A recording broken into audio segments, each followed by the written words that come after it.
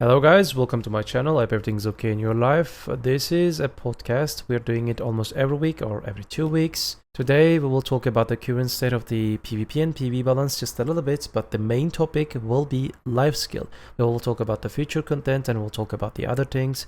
Without further ado, let's get into it. Check who are our guests. Okay, we have as a guests Flabriat for Lifeskilled and the Vexo. Our manager is Hygaa, and you guys have me as host. I don't know if I'm just like host, if you guys call me host, but like I'm live on Twitch right now. If you guys want, you can just visit me, and I will also just put the social links belong to the people that you see on the screen. I want to just start with the Fleb. Who is Fleb, please? Yeah, I'm a long-time Lifeskiller in video. I've been like in and out of the game. I started in release. I started out as a PvP and grinder. I came back after a 3-year break, saw this thing called loot scrolls, and I was like, hell no. And then I started Lifeskilling, and I've been a Lifeskiller since. What about Vexo? I also started in 2016 at the head start. I was a pure PvPer for the first 3 years. Then I never quit or took a break really. But in 2021 I went full-time Lifeskiller and never looked back. Okay. What about Hygaa? People know you, but please introduce yourself. So hello guys, I'm Hygaa. I sometimes do some content on my Twitch channel and also post some, trials of disadvantages on my YouTube channel. And yeah, for today I really wanted to bring to, this podcast the most masterful voices that I could find from the Lifeskill community, because I do think even though their voice might be a little bit not as loud as PvP, it's much very worth it to listen because it's a very important part of our community as a game. And yeah, I think they deserve their space, their voice to be heard, and that's what we're trying to do here today. So yeah, thank you guys for coming. First of all. Okay, thank you. So I want to start with this thing. Let me just try to show it to you. For right now, like we have some kind of chronic and very big issue in the game, especially in PvP. PvE balance is also a little bit bad right now, but game is burning right now, and we all expecting for weeks PvP balance patches. Right now in the game, like these classes you see on this list, they are very strong, very strong compared to other classes in the game. But even in them, we're calling the God tier is Sage Awakening. In any content in the game in PvP, no matter what you do, God tier can easily dominate you.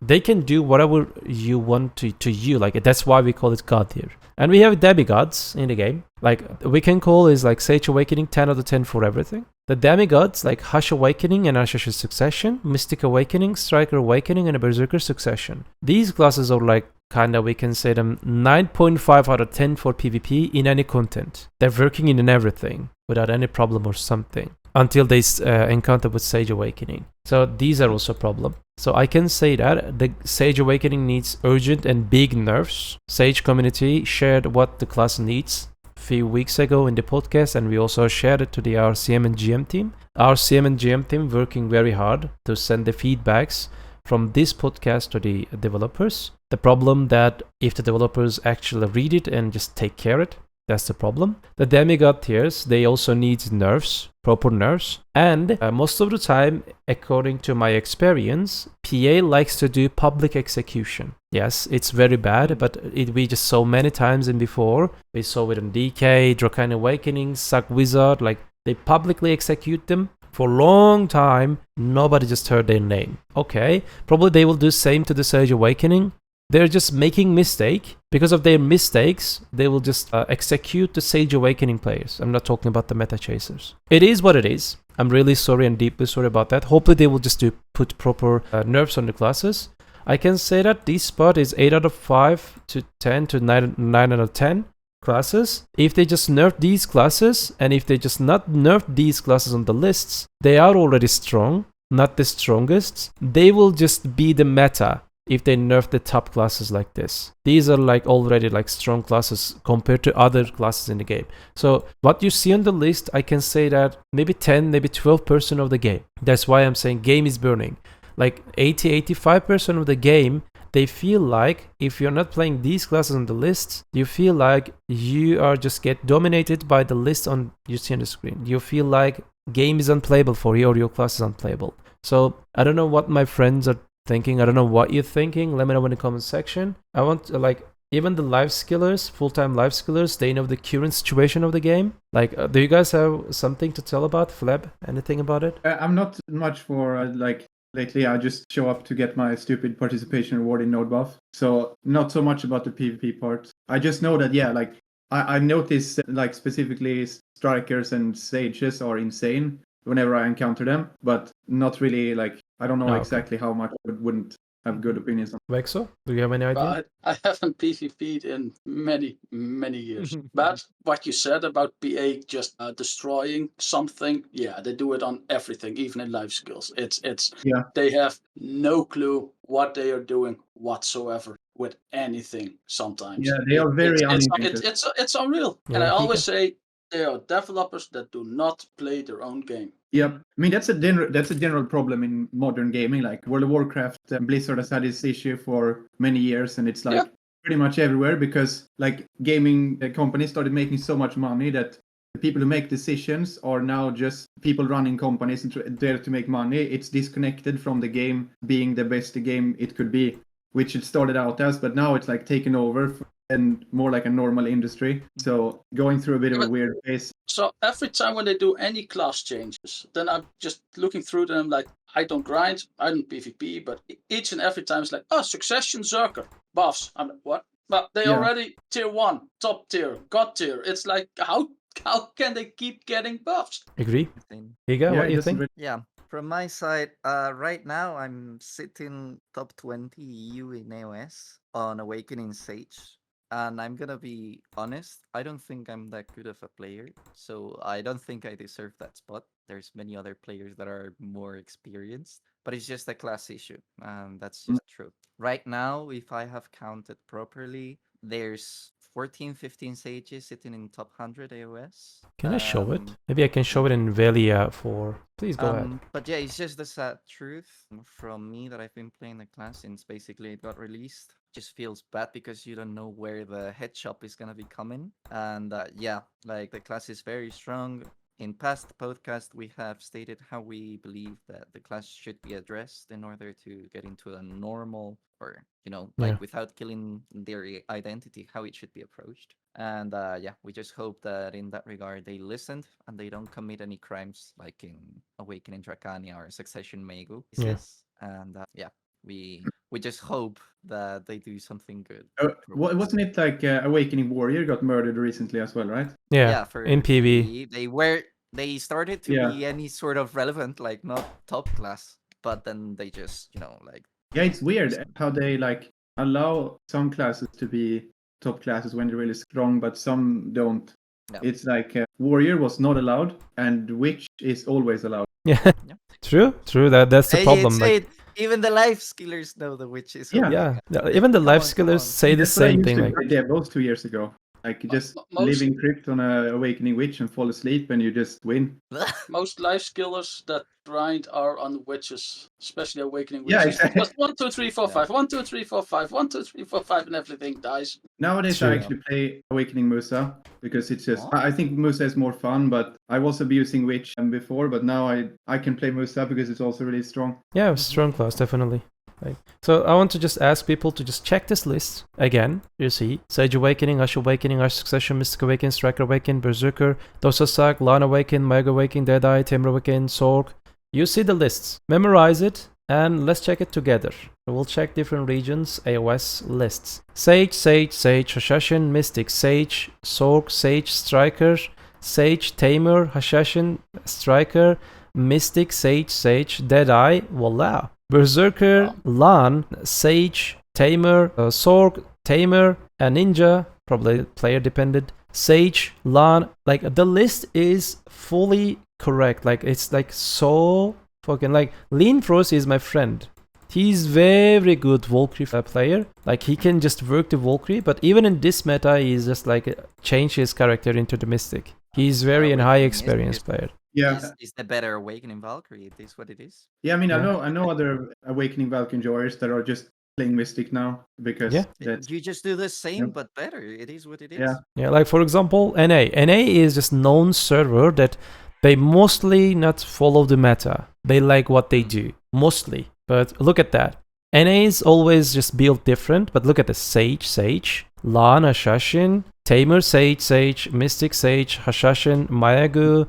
Look at the lists. It's going same, like it's just so accurate with the list that we just published. Let's check the Asia server. Like Tamer, Sage, Saknova? What? Maybe there's some kind of bug. Oh my god.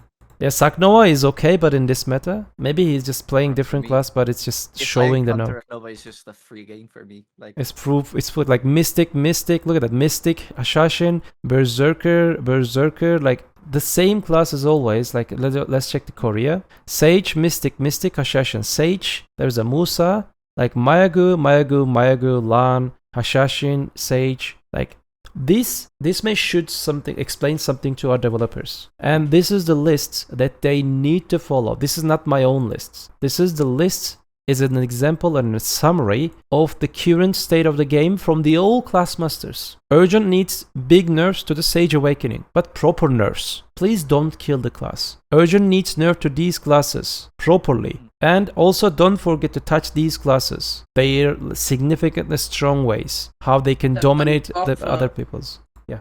They need to buff Awakening Sock, yeah. Okay, like this list is some kind of like big nerf, kind of smaller nerf, and needs nerf classes. This is the list. This is not my list. This is the summary of the old class masters in AOS, in Uncapped, in Capped, in every place, in all around the world. Hopefully they can listen it. I will also send it to the CM Zarka, as community manager in Mamina. He's probably watching it right now. And they're just sending everything to the headquarters, the PA headquarters. But hopefully our developers will listen what we say. Because I want to talk about something different. For like everyone right now probably will just agree, the quality of life of the game is amazing, isn't it? It's just like golden age of the game. This is amazing. And I can say, like, compared to like they're listening, they're adding non-stop things to the game, isn't it? And they feels better and better every week, every month, every big patch. It's because they started to listen us for like 2 years. They're listening the actual quality of life feedbacks,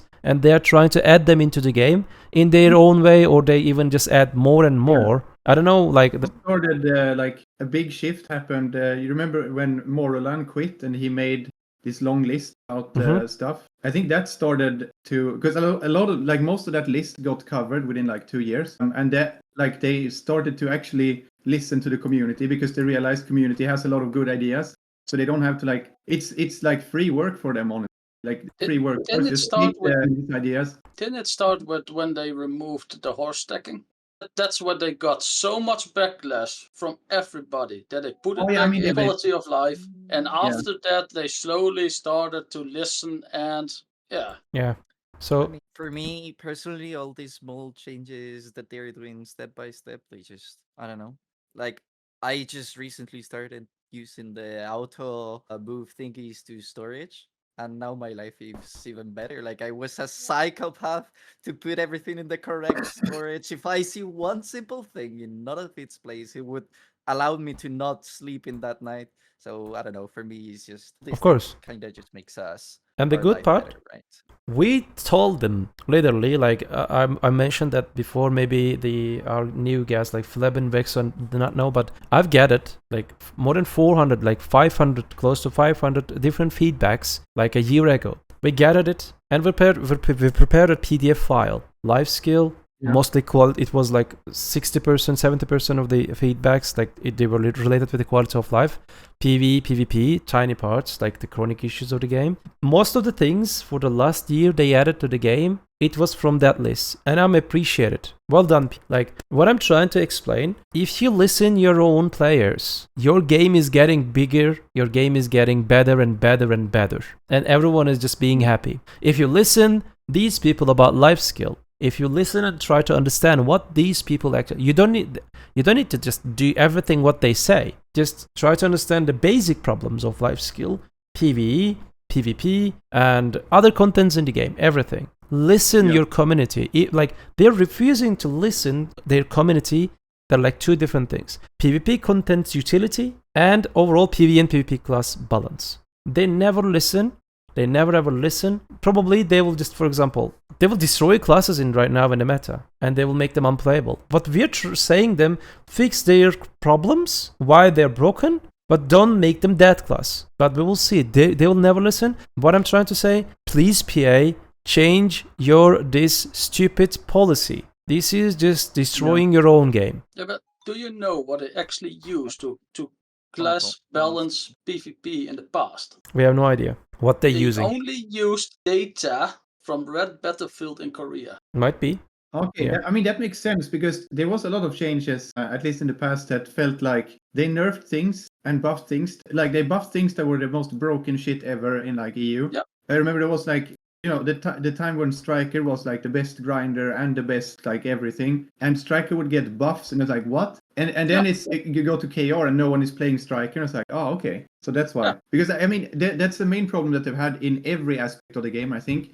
That so much is based on Korea server, and like I get that it's like they're where they started out and it's like their home server, but it's a very small part of their game that is in Korea, and it's a very different, like the game, specifically the markets in the game, work so much differently depending on the server size. So NA and EU have vastly different markets than the smaller servers. So when they change some things depending on like that is based on Korea, it becomes super weird if you play on NA and EU. And 60% of the revenue comes from NA EU. Yeah, exactly. So it would make sense for them to base changes around NA and EU for their own economies. So I don't really understand why they're not. I agree. So like that's what I wanted to just talk about, the current state of the game. I dislike the current state of the game for PvP contents about their utility. I dislike the PV balance patch.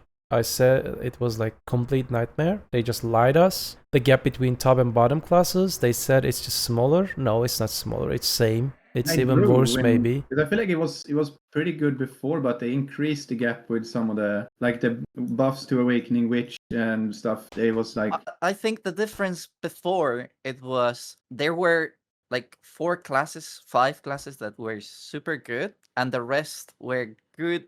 They were bad on average, you know, like they couldn't stand up against the other 5 classes. yeah. But now they've made it in a way where you could say maybe, I'm gonna say roughly 10 classes are doing super good, but the classes that traditionally have been bad are even worse. You know, they feel even worse because the difference between the very top and the very bottom is as huge as it has ever been. And that's what I think. So Okay. at this point, they should listen to community. If, for example, if a class master say, my class can be just, you know, saved within that way, just do it. Just do it, please.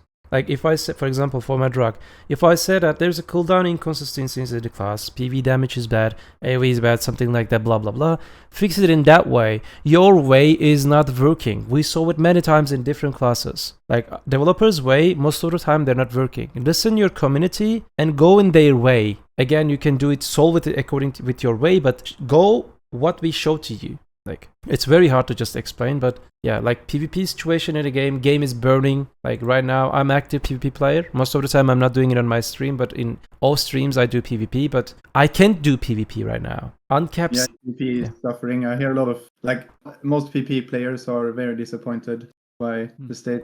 Yeah, most of my friends, they quit because of the current situation. They just take a break. They said that, hey, maybe I'll just come back with the hater ball time. They said maybe. It's just like, I don't want to see Shall it. I drop a big bombshell? Yeah. I think that 60% of the players you see online are only online because they buffed fishing. Yeah, I think that, All the guilds are living because they buffed fishing. They gave it 3-4 huge boosts. Everybody logs back in, and they're all 24 hours per day AFK, so they're not real players. So it's all fake numbers at the moment. I mean, that's like how every game of like this runs. It will always be a lot of fake numbers because like login rewards or AFK stuff. But I do think that the fishing buff helped a lot of parts of the game that is not just the login stats and the fishing, because like with the cron cost increase that happened 2 years ago, it was like the game desperately needed some more inflation. So the fishing update helped the inflation. And it also, because now fishing is strong, a lot of people want to like invest in fishing gear, which then brings up enhanced materials for the gear, which really buffs the gathering and hunting a lot in terms of their income, because there's now more reason to do that. Yeah. So and then they added an extra draft, which creates more alchemy demand and shit as well. So I think the fishing, I mean, it's not big, but it is something. Like the big thing is the extra demand of black gems from mastery hyperfishing. But Yeah, they I think got what- it, Alchemy, yeah. like they got a top PvP classes. Alchemy just got twice completely destroyed by PA in the last 2 years. I mean, it also got kind of saved in a way. I mean, because it finally got a proper demand for alchemy with when they created Harmony Draft instead of just elixir rotations.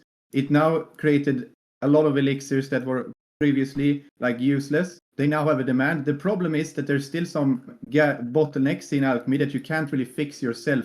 The main one being Monk Branch, and Traces. it's a problem where they. Like Fruits. there used to be a time in like Fruits? yeah. No? Hey, what?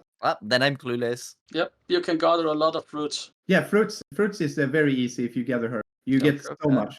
Or like any hoe gathering really. You can go underwater. You can do like but mainly wild herbs. Yeah. Oh wait! We weren't supposed to spoil the secrets. Don't spoil them. Yeah, no, but the problem is when the bottlenecks are not fixable by you playing the game. Like saps, for example, if they're the bottleneck, that's good because then you go out and gather saps, and then it's fine. But if you have something like the old tree bark, the monk branch, they're like rare byproduct things from gathering, so you can't focus and fix them. And the same way with traces, you get a little bit of them when you're grinding, when you're gathering, but you cannot like focus on getting them. So if they ever become sold out, you're cooked. Everybody's cooked. PvP is then cooked. PvE is then cooked. Everything is cooked. Like all the contents that they refuse to listen their own players, they're cooked. Because they don't know how to fix their own game. They don't have enough experience. It's pretty normal. I'm not judging them. It's totally normal. They're just spending their times to create content or make this game better or something. They're developers. It's totally fine. But as a developer, we are your testers, your official testers, especially the veterans in every content. For Lifeskillers, these people, these two valuable person, Flab and Vexo. For example, PvE, you can use my shits for PvP. You can use the other content creators or my content or anything. Use us. We are ready to just getting used, like free use things. We're working for you for free. Yeah, we're working for free. Like, but if they just keep the refuse that thing like that, I can clearly say that it will not be a good end for this amazing game. Like, there's some kind of good sentence. The best game is in the worst developer's hand. That's what they say.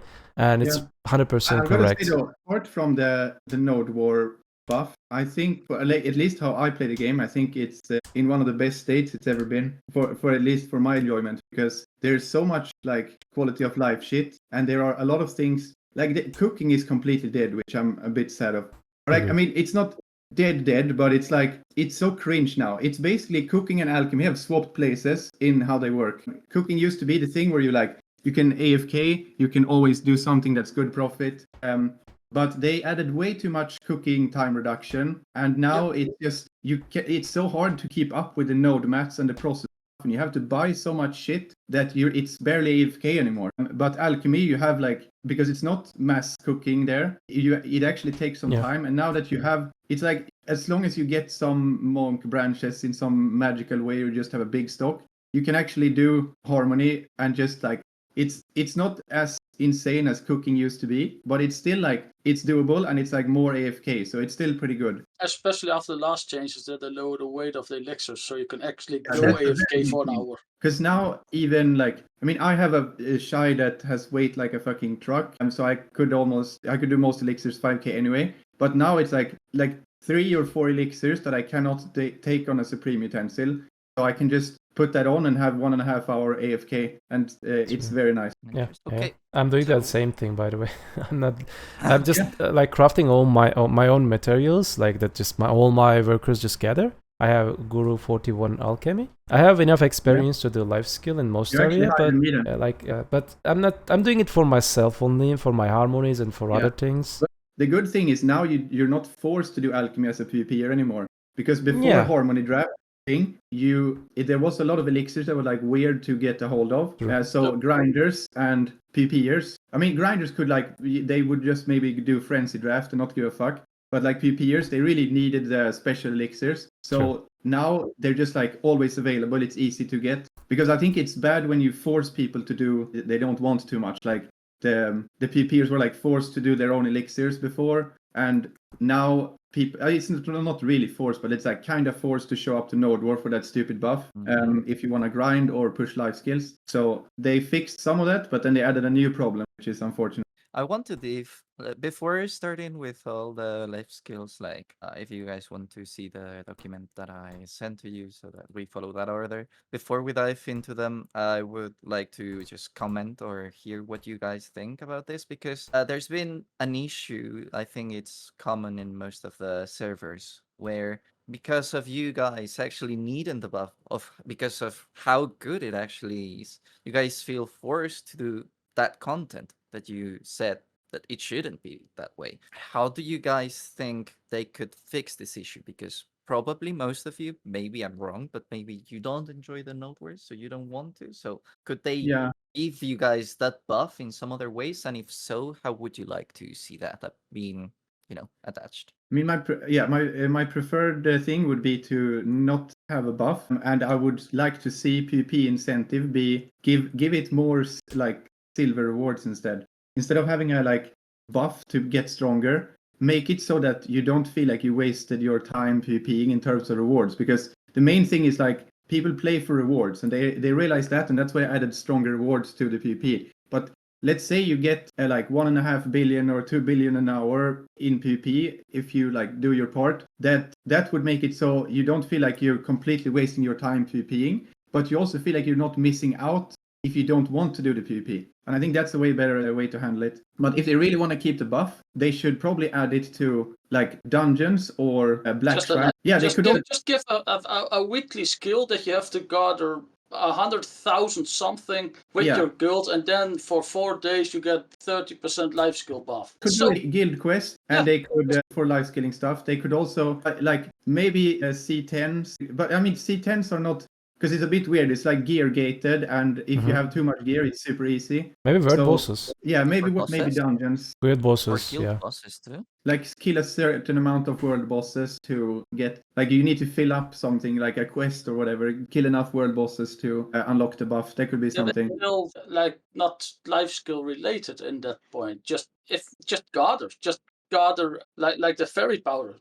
Get 100k fairy powder with your guild and you get a buff. Yeah, that's a true life skill buff for your guild. Because I only do life skills. I don't do world bosses anymore. I gave up on that shit. I do world bosses, but for the rest, I don't do any PvE anymore. Nothing. I can't be bothered. Yeah, I still like Fisher grind a bit, but I'm pretty much only pushing all life skills now. Yeah, I make more money with life skills than I can ever do with grinding. I mean, I've always made more money with life skilling. I've only really grinded for treasures and like things that I couldn't get, because I have always done more with life skilling. Like, it's not always just more by like there's been times where you make more money grinding for the time, but because mixing in AFK time or like semi-AFK time, that's where life skilling wins out mainly. And that's what I always semi-AFK time. That's why I've always preferred to mainly life skill. Yeah, like overall, like you guys are life skillers. I mean, we do. I'm doing most of the things in the game: life skill, PvP, and all of the things. We talked with PvPers, we talked with PvEers. Everyone is saying the same thing. Why do I have to do something that I don't like to do to reach that reward? Why you guys are forcing me? In, right? Yeah, every guy is like they have lately added a weird amount of like time gated shit that fits in a theme park MMO and not in a sandbox MMO. Like the Black Shrine, it's like kind of good, but I don't think it fits in a game like this, honestly. You have a weekly thing that you want to show up for. That's like a World of Warcraft thing, not BDO. And then they have like, I mean, the Golden Pig Cave is the worst thing in terms of gated content I've ever seen. You first have a time gate for it to show up, and then you're like, I think it's still the way that if you're too fast, you get gated to get back in again. And then if there's too many people grinding it ends earlier as well. It's like, what? No, I mean, on that regard, it doesn't sound logical. But for me personally, what I like about the Golden Pig Cave is like the thrill of maybe a chance you may get the big loot at the end. So, in specific times, the nighttime Pig Cave opens is going to close in 30 minutes or even less here in Europe. and you just accept that you're just gonna be able to do I think it would be 2 fine runs if or just 3 if you're lucky. yeah. I mean, if it was like maybe it was only the gate where it showed up, and then you could like grind it for long, it would stay up for longer. I think the main issue is that it like closes too early, and the times are like super weird, and it's really far apart. So I think it's kind of a cool idea with like the big treasure and all that, but I think it's too weirdly gated. I think the whole idea is not totally bad, but it should be a bit more accessible. But isn't just way too much silver power compared to others? Yeah, but I that's think because it's so could limited. go They could like, crazy. if they made it more available, they could like tone that down a bit. I think it also has to do with, I mean, right now the essence of the market is gonna crash in about no time because people are already done and they're reaching the I knobs mean, and all that. people are more and more people are. I mean, not enough people for some reason, but like I still see some people like clicking hex and sep carousels, and it's like, what the hell are you doing? You're like clicking hex carousel necklace when a pen debo necklace is sitting at 160 billion. It's like half the price of you enhancing it to no. People Like don't do literally the at the point where you win money by forgetting about your SEP carousel necklace and just trashing it and buying a pen debo. You save money doing that. I don't grind, Crazy. and I just had money laying around a couple of weeks ago, and I was looking at the demo market, and it's like, it's an all-time low. Let's just buy this pen, this pen, this pen, okay? And the price went up again. I'm like, perfect, money saved. Yeah. No, like I want to sort of my case. I grinded back on the days on Deboreka just being the best. I grinded all my TED devos and then transformed them into carousels. Because for me, my mentality is I didn't want to be like full end game, full hardcore, super like end game gear. I always like to have this sort of step behind because that way you can react on what the meta is gonna be maybe next year or in advance. And yeah, so I've been super carried on my carouseling enhancement because overall I've done sort of like the maths and I've spent like 140 billion for each, like from pen to Noth. And I have my deck neck, so I've been kind of carried in that regard. I bet that pen de Boreca are still gonna be going down in price most likely, but we will It see. depends what they're gonna announce on the ball. If Yeah. they are gonna add new ways to get debos again, then yeah, because that's all what they do. Oh, we invent something new. You can now get debos for this. Oh, you can now get debos for this. You can now get debos for this. And whole market is destroyed. That's the way to do things. It's just like, this is new, let's add it to everything. Okay, I feel like Wendia might be having some aerial issues, so he got his headset, so maybe he will hear. But let's move on to the main topics, right? I want to deep dive into the Yeah, talk. I'm here. Just, okay. you guys can just keep it. There's no problem. Let's talk about the real life skill. What we're gonna start? Barter? Yeah, I wanted to clarify. So my goal with this is starting with more independent sort of life skills. Like maybe they don't need necessarily as attached as a whole. Like maybe you need processing for every sort of life skill. But maybe I'm wrong and I organized it completely wrong. But maybe barter, sailing, and sea hunting is more like independent in a way. So I Yeah, tried that's to pretty organize independent. it in a way. So yeah, I will try to, follow this list so that we can go first on barter sailing and then we can move from there from those life skills that don't affect too much onto others. So yeah, how do you guys feel like about the current barter sailing, sea hunting?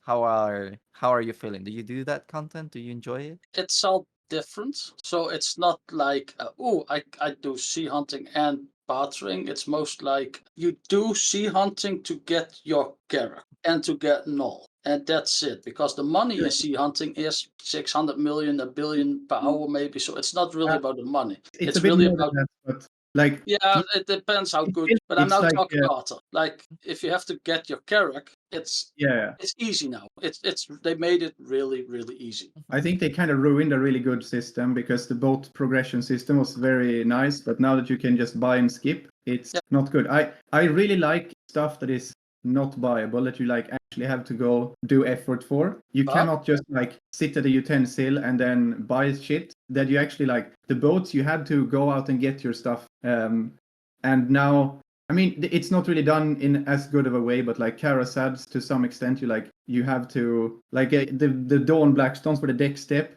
It's a really cringe thing they tied it to with the Rift, but something where you have to go out and do a specific thing to get your best gear. I think that is a good way to design the game. Okay. But on the other hand, especially in my guild, people started bartering because they could buy the boat. Yeah. I So had people that never wanted to barter, and they just like, oh, I can buy a boat now, because they don't want to do the spreadsheets. To make a character correctly and fast, you need to do, I need to do this daily, this daily, this daily, this daily, this quest. I need to keep track of this mat, this mat, this mat. It's like 1,000 different things that they need to keep track of to make a ship. I love that shit. Like, I love spreadsheets. I love numbers. Yeah, But people don't. And they just want to get a boat, go barter, and they will figure it out along the way. Yeah, I think the Karak sellable, that is a bit acceptable. I think the blue gear being sellable is really bad. And because, like, I mean, the main problem with the boat is like also how insanely shit the boat is before it is. It's like, it's a really good thing when you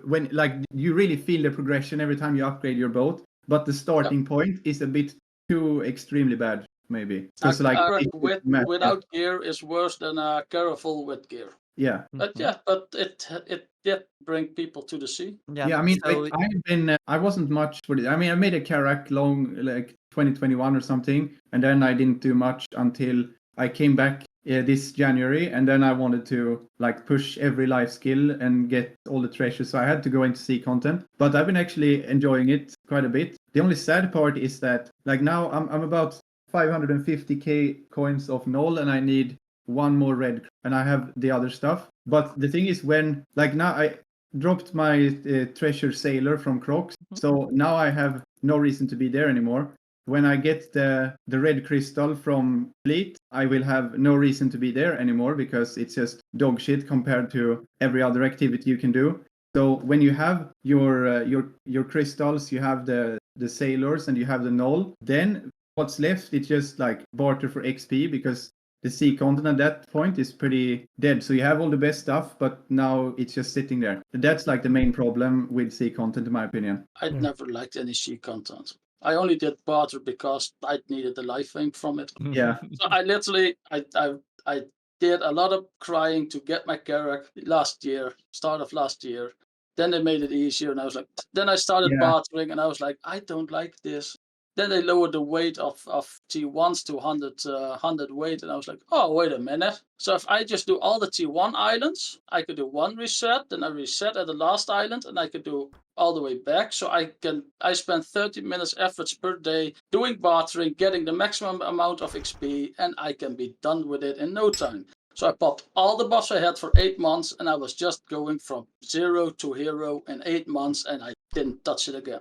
Yeah, I can't wait to do that again, because last 3 months I've been bartering. It takes 4 to 5 hours per day. So I would be happy to go back to T1 in it's like 40 days left I have until the knowledge finished, and I can go back to that shit. Yeah, because it's the money-wise, it's money, I guess, for semi-AFK, but compared to anything else, it's just still nothing. Yeah, I mean, okay, since the one good thing about ship gear being sellable is that you can make some kind of money with bartering now, because like there is no, like just selling the tier 5 mats was literally nothing. But now that you can, like, you still need to grind some crocs on top of the barter, but you can make some money bartering now. But the problem is like boats are so fast now that it's not really AFK anymore. So servers can't even handle it. If you have a null and a fast ship, you just constantly hit walls. You just zoom over the sea, and it's like, I'm in the ocean and my ship is out of sight. True. Is it like Voltarian horse? You guys know that you just always hit the wall with the new horse. Same situation with the null, probably. And that's the issue since 2016 already. Yeah. It's always the servers never could keep up with the speed that they put in. Yeah, the game can't handle most things in the game. Like the combat and all that stuff, it's really good. The problem is that it's stuck in VDO's coding. So it's having issues. And it's like this weird thing, for example, with, I don't know if you worked, but when you're turning a mount, for example, it will scale with how fast you can do it. Because if you turn, it's like known as cam locking. If you move the mouse at a correct speed, you will just skip your actual turn on the boat or horse, whatever, and will follow your cursor. And the speed you can do that will scale with your FPS. So when I grind at sea, I put down lowest optimal, so I get 300 FPS, and I can turn my boat a full fucking loop in 1 second. So you don't need the maximum turn. You can like turn faster than normal turn with the maximum turn you could ever have. And it's just so much weird shit when it comes to that. I think it's always been sort of a finesse sort of issue. Yeah, that it's they- like it's gone through all the content. Yeah, like animations go faster Yeah. up to a certain FPS. That's Up to why 250. for PV and PvP they mainly try Yeah, to, like for if you're example, damaged skills, in reduce a- the amount of hits and all Yeah. these efforts that they are trying to actually let the servers stress less so that there's less desyncs and all that. I think they are acknowledging what we're saying here, and players are That- very well conscious on how That's why important they it is to changed have your the FPS. skills. Yeah, that was for a sure, big for thing. sure. But I think it was a big a problem for so long, because this issue is way less when there is like the desync and all that. That is dependent on the ping. So because they were mostly looking at Korea, where everyone is really close to the server, they didn't have those issues. Those issues where like people get teleported back into grabs or whatever. That doesn't really happen on KR. That's the thing for like NAEU and every other place. So we're screaming, but they're like, oh, it's fine here. Yeah, the whole was on 2 ping. Yeah, like Mr. J is just like, I don't know if it's just like he asked it just like properly or not. Like he asked, what is desync in one of the ball? You guys remember? it's so fun. What is actually the desync? He has no fucking idea about what is desync. Oh And my god. one of the guys just trying to explain that like you try to do something but you're not in this location. He just did like detailed explanation. And he said, "Oh, okay, no, I got it." Bro, it's just like It was the main cheat in 2016. People actually used VPNs to get higher ping, so they attacks did register, and attacks on them didn't register. yeah. Yeah, I remember I was like playing Warrior back then, and I would like charge away, because like it's more a problem now with like more mobility. But even then, you're like Warrior versus Warrior. One Warrior shield charges away, and then all of a sudden you're like back in the other Warrior's hand. Like, all right, nice. And like that issue is just there's more grabs and more really fast mobility, so it's just more and more now. But it's always been there. Yeah. True. In order to sort of round up this life skill, unless there's anything else you guys want to comment, I wanted to ask this question. Maybe it allows us one to thing wrap it I up. think is when it comes to the sailor system, that thing is Okay. extremely shit, because when you Yep. when you like you gotta get sailors for your boat, you can get what is it, like 13 slots for free now, which means that now that they added an 11th, like the 110 cabin slot for the cabin, you can't even have all the first mates and one sailor for every cabin slot in your boat at the same time without swiping a little bit. And then also when you're leveling them up, you have like, let's say you have 10 slots and you want 10 sailors for your boat. It would be like 11 now. But you level them up and then like, okay, this one is too bad, so I need to kick that one off. And now you have like maybe you're happy with the other 9, but you can only level 1 now because you don't have the slots for anything more. Like the cap is like the cap when you're leveling, you need bigger than when you're done. And that's a big problem. And also getting them. Yeah, also getting them, because they have like a 30 to 60 minute spawn window in some cities like Eferia, Velia, and Ilia. I think that's all. It might be a place that I forgot. Oh, no, never mind. It's coming up. But for the good sailors, it's mainly Eferia and Ilia or Velia Tavern you want to check. But yeah, it's like they also share XP. They steal XP where if you have like max leveled sailors on, you will level the low level sailors super slowly. The RNG for them is disgustingly insane, so you have to go through like hundreds of them to get any chance of a good one. We did have a really good sailor event that made sailors have more XP. So I like went really hard for that. That was like the only thing I was doing for that event. So now I have fine sailors, and I will probably never touch that until we have an event like that again. But the other problem is like when you're going through, let's say you want to get all 3.8 speed in a sense, like, which is it's like not super insane, but it's like really good. But it's like you're not the craziest RNG needed, and you have like a couple of 3.7 ones, but you don't have enough. You don't have all the slots. So now do you keep some 3.7 ones and do the whole process way slower because you don't have enough slots yet, or do you just YOLO it and send them all away and pray you get more? And it's like, it's so anti-player the way the shit is. And most of things like that have been gotten better, but I think it's just because C content is so old and whack, it's just been forgotten. And while they did update they made like a crystal preset version of the sailors, but you can still know, like if you have a crystal, you need 2 Acrads and you can use it on any character. It's just like you're logged into one character, you can use it on that preset, and then you log onto another character and you can have the preset saved for both. Your preset for sailors is stuck on the boat. So if I have all my sailors on my advanced character and I forget to disembark them, and I go to another city where I have another character and I try to apply my sailors, I can't because they're not in the preset system. They're stuck on that boat still. Which I think is also like, what was the point of, like, the only thing that preset did was making it a little bit less annoying to board and deboard the sailors. It didn't like actually do what the crystal preset. Yeah, but they still need to make a little bit of money, so. Yeah, that's true, but they could do that in other ways. Yeah. So Because like now because with the presets now you're like it would be nice to have more sailors. So people would be more incentivized to swipe for sailor slots, I think, if it was a little bit more rewarding to have them and not super punishing to do the whole thing. yeah. There's like this. I mean, it's like a general thing when you're trying to sell stuff. You can either go by it, make it super hard to get, and you want to sell a few of them, or you can make it attractive to buy and try to sell a lot of it. True. And I think the latter is a better approach because generally people are happier with that. Like your customers are going to be happier if they feel like they get stuff when they're buying it. So to round it up, I'll do these sort of, flashing questions and you can just answer. Yeah. Do you guys think the quality of life changes that these certain life skills have received are in the good direction? Yes, very good. Good direction. The last few months of Ocean updates have been really good. They also, what was it, like 2 weeks ago, where they kind of fixed the crocodiles spot. Yeah. Because it used to have this issue where there was a lot of alone crocs. So if you were like efficient enough, like it's supposed to be a duo spot, but it's like you would solo over clear it if you didn't take the single crocs. And then it would also be some black rust and 9 sharks in there, and they drop these stupid guild items that weigh a ton. So now that there's just crocodiles, you have just easy shit that you can made away. There's no like shit in the way that you need to like manually delete. And you also don't have these single crocs everywhere. You have like proper packs everywhere. So it's way more bearable to do. It's still like not the best reward wise, but it's like a lot better. Okay. I can say So sorry. what I can say, like why the active sea hunting thing is just not close to the normal grinding.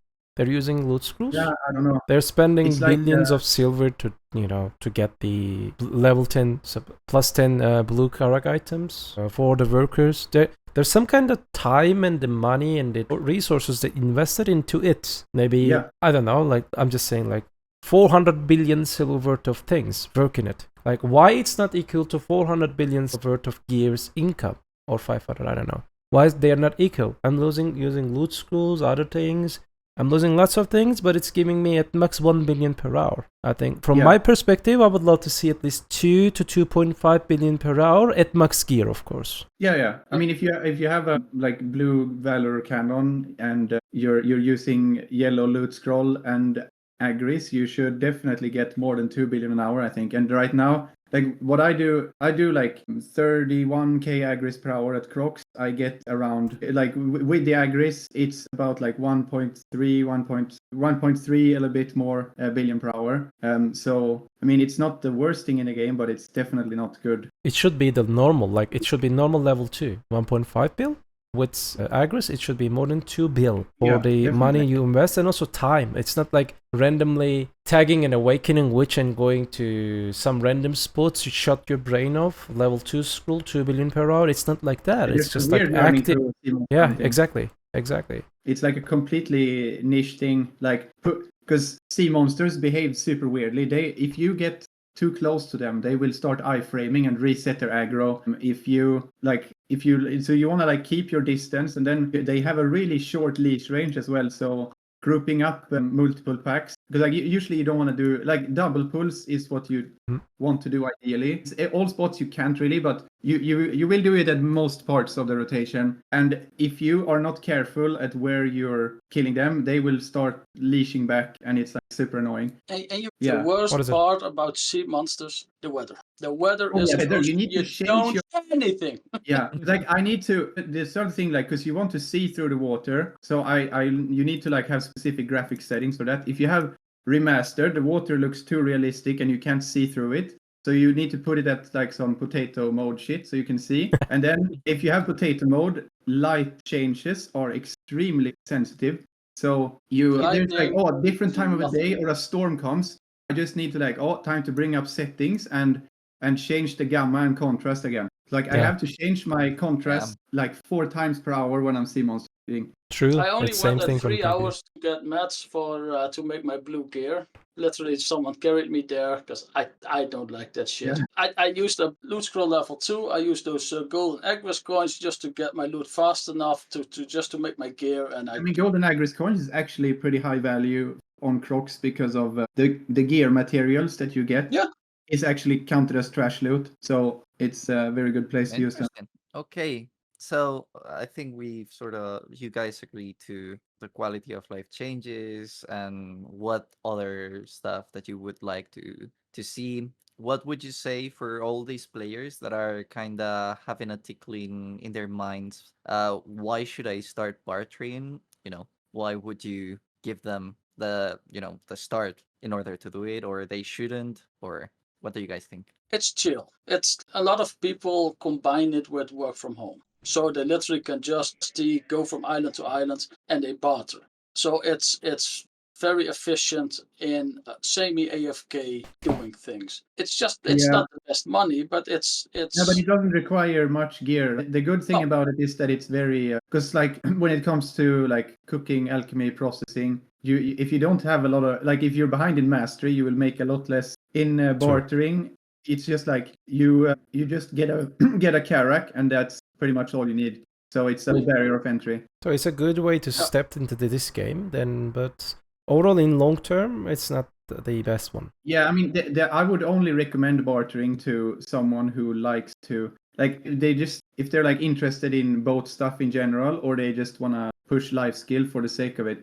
If you just want like rewards and stuff, I would not recommend bartering to anyone. If you just like you want to progress, get silver and stuff, then I would just recommend to like do your season stuff, and then either go full on grinding or look into like hunting and cooking to supplement it. Okay. And the last question would be, for this specific life skill, if you just have to pick, because you've mentioned multiple changes that you would do to this content, right? But if you just have to pick the single one that it's mostly needed for this, what would it be?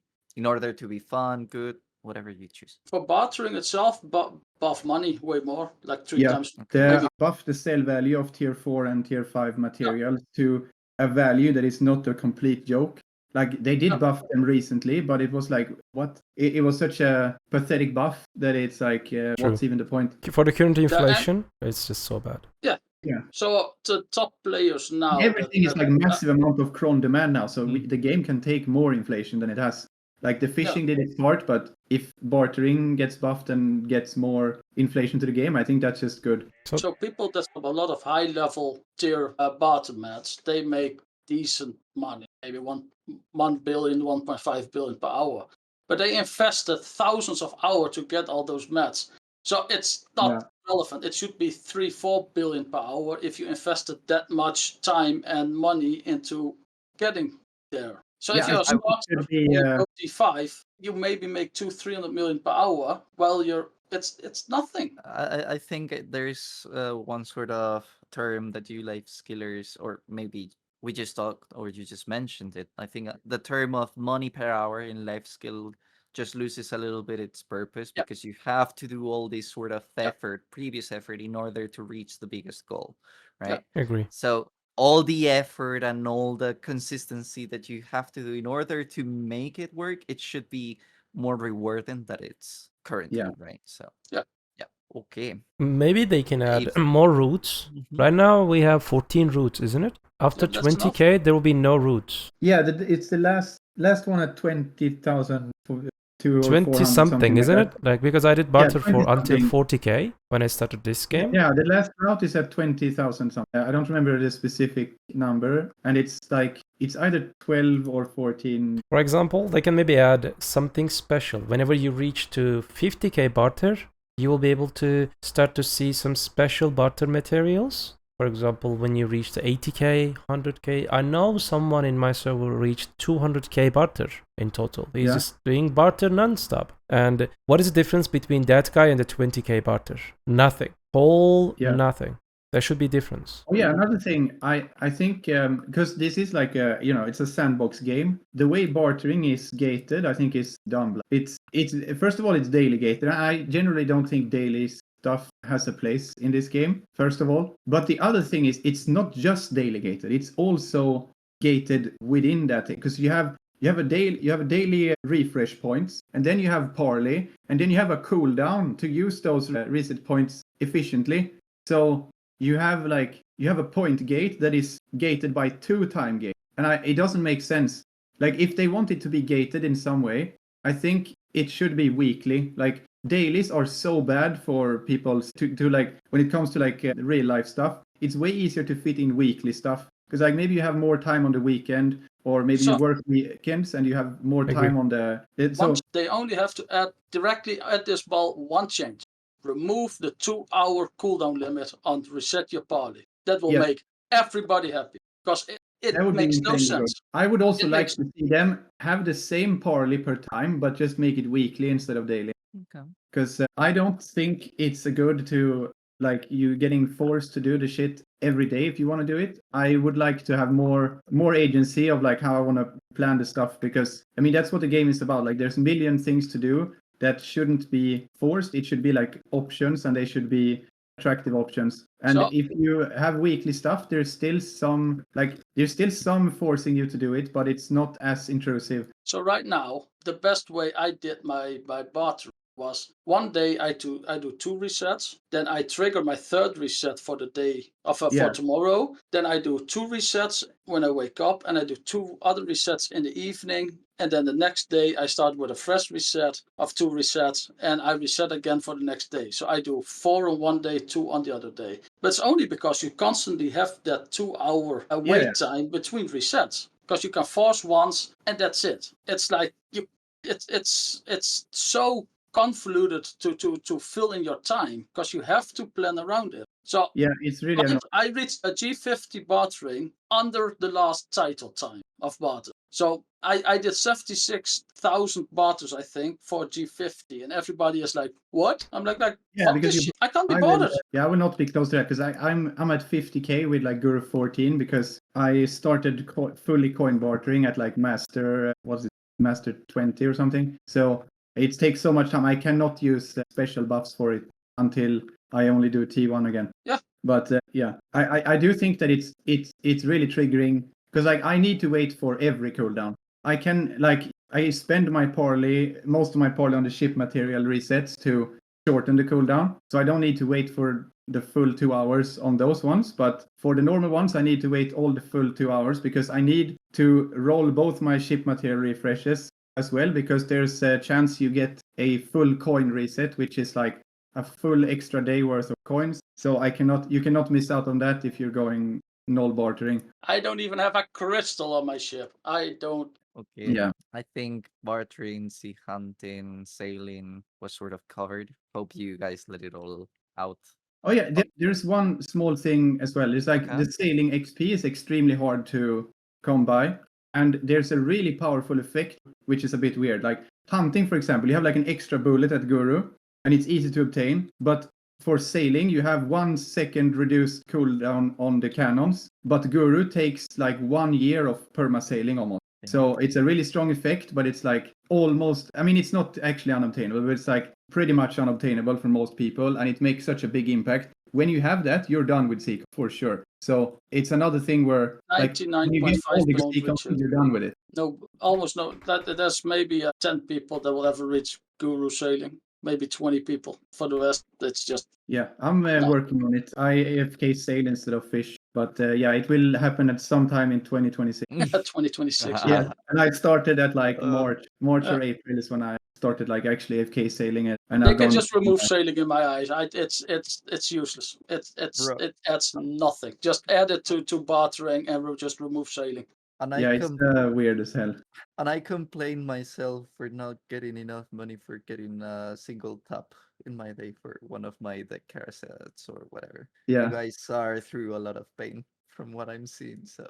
This is only bartering. The condolences. rest is still coming. Okay. Only- If everything is gonna be like this, I'd just rather throw myself. through a Life cliff or skills, something. man. Over the years, it's a it's a love-hate long- relationship. Yep. Okay. What is There's next? nothing left.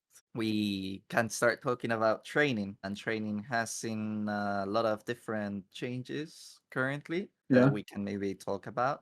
But okay, let's do a brief introduction into training if you guys want. Like, what can you say about training?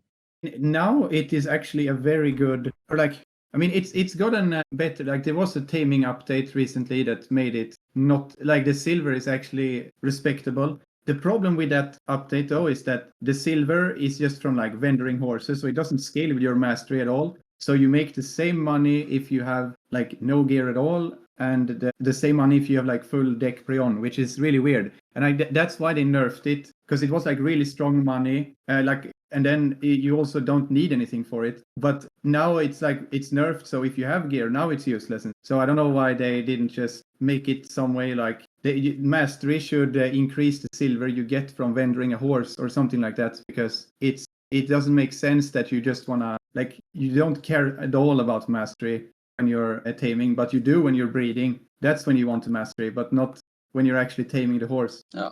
True. I would love to see more, effects, more benefits of training mastery, not only for breeding. Yeah. I'm also doing like I'm just kind of AFK trainer Guru 6. Yeah. Like overall, I really like the situation of the training. Overall, compared to old times, I definitely like it. The latest one was kind of broken. People were doing like 15 billion up to 20 billion per day without any prerequisites, just rope and the sugar. Exactly. It's like, I mean, it still is pretty good. Like if you're fresh, it's a pretty good way to make silver still. True. But since the nerf, it's not really, like when you have gear, it's not gonna be better than like grinding, for example. But it's still decent, and it's like at least if you are someone who likes training horses, you're not getting completely screwed over by wanting to do that. It's a lot better now if you actively catch horses compared to the past. In the past, it was a lot of RNG. It was pretty Still has bad. the problem with respawn timers though, because if it is popular and a lot of people do it, you will run into massive congestion issues, because like you can get channel swaps are shorter now, so you can like get through a lot of horses faster, but they still have like half an hour to 1 hour respawn times at most places. So when there's a taming event and it's like a lot of hype, you try to go tame and it's like, oh, empty channel.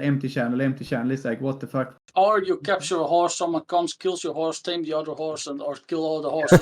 Oh yeah, I can't have them, you can't have them. Damn. Bro, Yeah, like these it's- life skills are terrorists. It's Yeah, terrible. There's there more used to be griefers so in much life skill than in terrorism. actual PvE. What the fuck? Yeah, like it used to be, it's not as bad anymore because it's more spread out now. But back when in like 2020, 2021, a lot of gather spots used to be war zones, like Pilgrim's Haven and Bear Wild Herbs, and like foxes and Agris wolves and bear elks would be complete war zones. You would have, and then you would have people be so mad that they would bring like a 1549 shy and just barehand gather, so they don't get shit, but they gather like double the speed. So no one gets anything, and you can't kill them because they're level 49.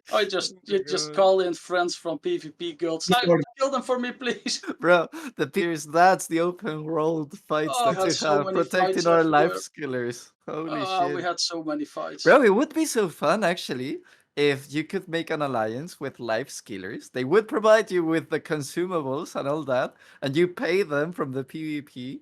You know, like sort of a relationship where Well, you guys the give us thing the is- materials we need. The We thing is, protect you whenever you have those yeah, but you issues. said we. Most of the time, the life skillers are more geared than the PvP. Bro, True. that's so Yes, real. yeah. I have Yes. so many gearlets in my Most gear. life skillers have end game gear. They just don't know how to PvP, but they have end game gear. True. Bro, Yeah. that's so real. That's so real. I mean, Because I used before I took my break in like early 2024. I had the PV. I had the AP like the sheet AP cap, let's say, because I still had a Wells Heart, not a Splendid, but I had like all the Pendebs and that shit and the Death Armors. Now I came back and I like reduced the value of my gear by like 70% because of what happened to Debos. And since then I've like upgraded to like a decent level. I have like 350 now, but so I mean I guess it is like decently geared, but I'm not super geared anymore. But I'm also just focusing on the life gear now. No, but it's a good gear, not gonna lie. That's where I am, and I just do that content. So Yeah, I just pushed 350 so I can do C9 and C10 to get more coins to get the medicine for gathering events, honestly. And then I'm not gonna do more for combat gear until I have full deck pre-on. It's not too far away, honestly. I have 3 Nov and the 3 Oct, so it'll be done in some months. The only way I can spend my money is on grind gear because I'm done with life skill gear. Yeah. okay. for Since the we training, talked about for the training, I want to was mention gonna- something. Yeah, sorry. Go. Like the new treasure item, the Remitaronsom's Lumen Left lamp. It's so fucking hard to who just put this name on it? Never That's a mind. weird name. Change the name, please. They make it yellow lamp. Thank you very much. So this is just quite hard to get it. Okay, treasure items are quite hard to get it, but the benefit that you gain from it is not that much big from my perspective.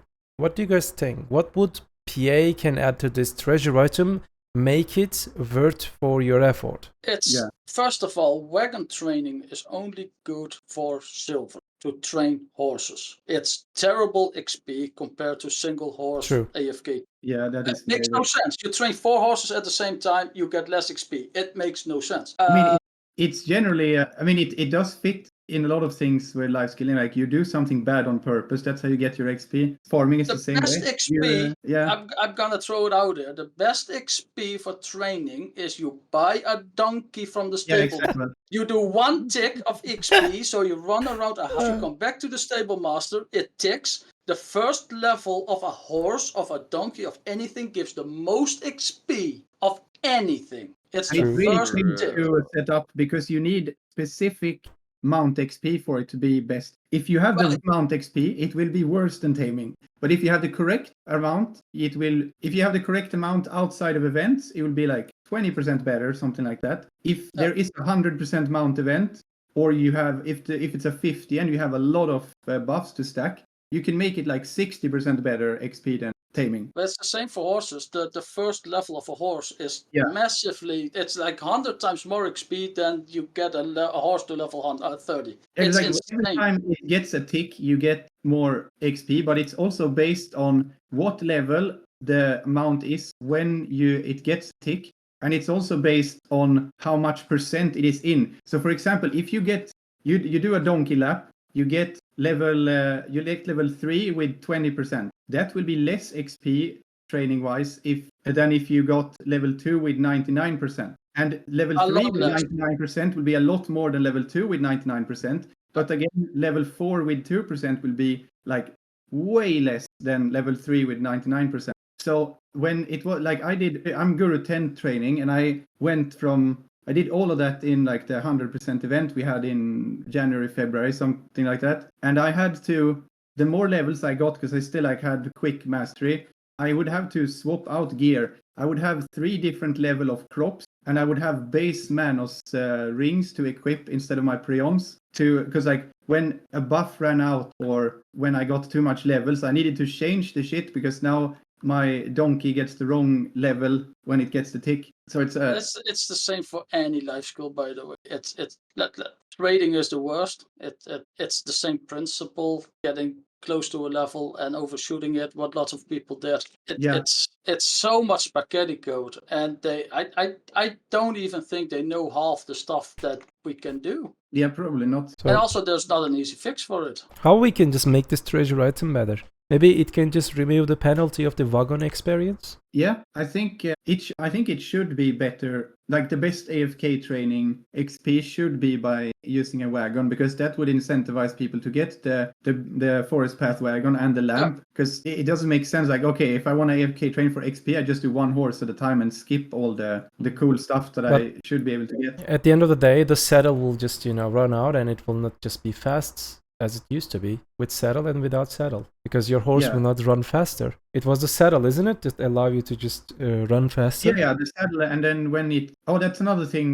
Mount gear is pretty weird because if you only have a saddle on, it will run out super quickly. If you fully equip the horse, it will last longer because it's to some extent it's like a pool of durability a mount gear has. Mm-hmm. So the more mount gear you have on, the longer it will last. So like if you only brand one piece or if you brand all the pieces, it will be a massive difference. Yeah. I didn't know that. Wow. So I have like when I AFK sail with my boat, I have like the GALAX fishing rod. I have a branded one of those on my boat, but I never have a sailor on when I'm AFK sailing because then it would get sick.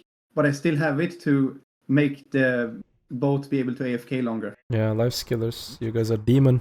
Yeah. Bro, you guys, No. bro. Okay. That's good to know. Like I'm gonna learn so much just by hearing you guys. I feel like today is gonna like my brain is just not gonna be able to handle everything you guys are gonna show me today. Okay. What That's else? often that people ask, like, I want to do this. Okay, here's a Yeah, you have spreadsheet. to- What do you know about this life skill? Well, I'm Guru 13. I can do this and this. Okay, so do you know about this? No. Do you know about this? No. Do you know about this? No. Do you know about this? Ah, so you're a noob. Yeah, but I'm Yeah. Guru 13. No, you're a noob. You know nothing.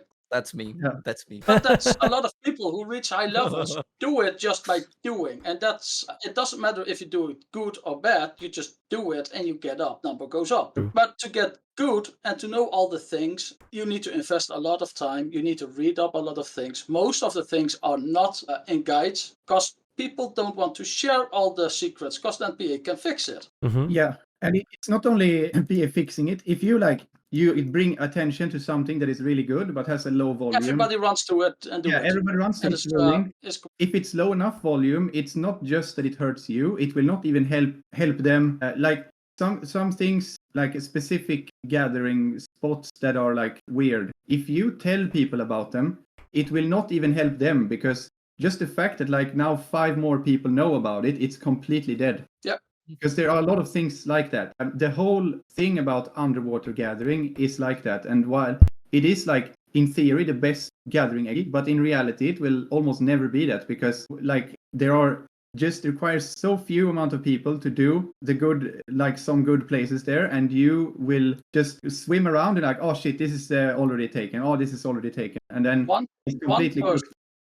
One person can gather all servers and still not have the cooldown reset of the first server because it's 6 hours cooldown Wow. ish taken. So one person can just go through all the best things 38, 41 servers. The best things together have such insane respawn time. It's I'm out of like I don't have any idea, but whenever they talked about these changes they did to truffle mushrooms, did they make shorter the cooldown they respawn or something? Or yeah, they but it's just still increased the extremely spawn? long. It's still long. They added It's more. several hours, yeah. But They my added, point you can is, gather more, but it's still convoluted because it's like a last event when they had a double minigame. I went to the best truffle spot. So it's exactly at server reset, I went in. 5 minutes rotation, next server. 5 minute rotation, next server. After 10, 12 servers, all the servers after that, everything was already taken. Yeah. And then I jump in exactly at the first person, directly at reset, and it's just done. And then you have to wait 2 hours, 2.5 hours, because it's also not a exact time. It's like this. Yeah, it's like a window that I think it Yeah. used to be like 4 to 6 hours, and now it's reduced by 33%. Okay. I'm not exactly sure, but I'm pretty sure it's like that. But yeah, it's pretty disgusting. Although like truffles can be, they're not that crazy value anymore because they're like pretty accessible through the farming now as well. So it's not even that good to gather them, even if you like could get them efficiently. It's only good if you do a big batch of harmony. Yeah, it's good if you selling detections is completely dog shit most of the time. At least on EU, it's like other servers, it can be really good. But on EU, we have too many sweaty people that know about the stuff. So I always say, if I was on any other server than EU, I would be quadruple as rich. Oh yeah, for sure. Easy. I bet like you guys have billions of materials up there gathered that if you actually just wanted to liquidate your money just exponentially increases in one server or the other. Oh yeah, I mean most is in gear. I mean, a lot of it is in gear. Yeah, I still have like, I mean, it's not super big, but I have like my cooking storage. is 220 billion, and my Alchemy storage is like 350 billion. And if I were to liquidate that on another server, it would be insanely. It will be 3-4 times more. Yeah, I mean, probably not that much, but like, I mean, if On NA some would servers. at least be like, yeah, and if it was like a weird server, like a super small server, it would be a lot more. But the thing is, getting materials on those servers is really hard. The one thing that is really good, like, and a lot of people are like, oh, it's so shit on EU. It's like all the profit is so much worse. But to be honest, I wouldn't want to play on any other server than EU, because while the profit is worse and you're getting your progress a bit slower, the fact that the market makes sense and it actually is stuff available to buy is so much more worth than being able to buy crons faster, in my opinion. Because if you look at something like you want to just sit, and if you do that in EU, these things are pretty often available. There's like people that are crying about, can't buy vinegar, you can't buy this and that, like meat is almost never available. And on EU, even though it is way too fast with cooking and all that, it is still available with most of the stuff. So personally, I actually prefer it this way. Interesting. Okay.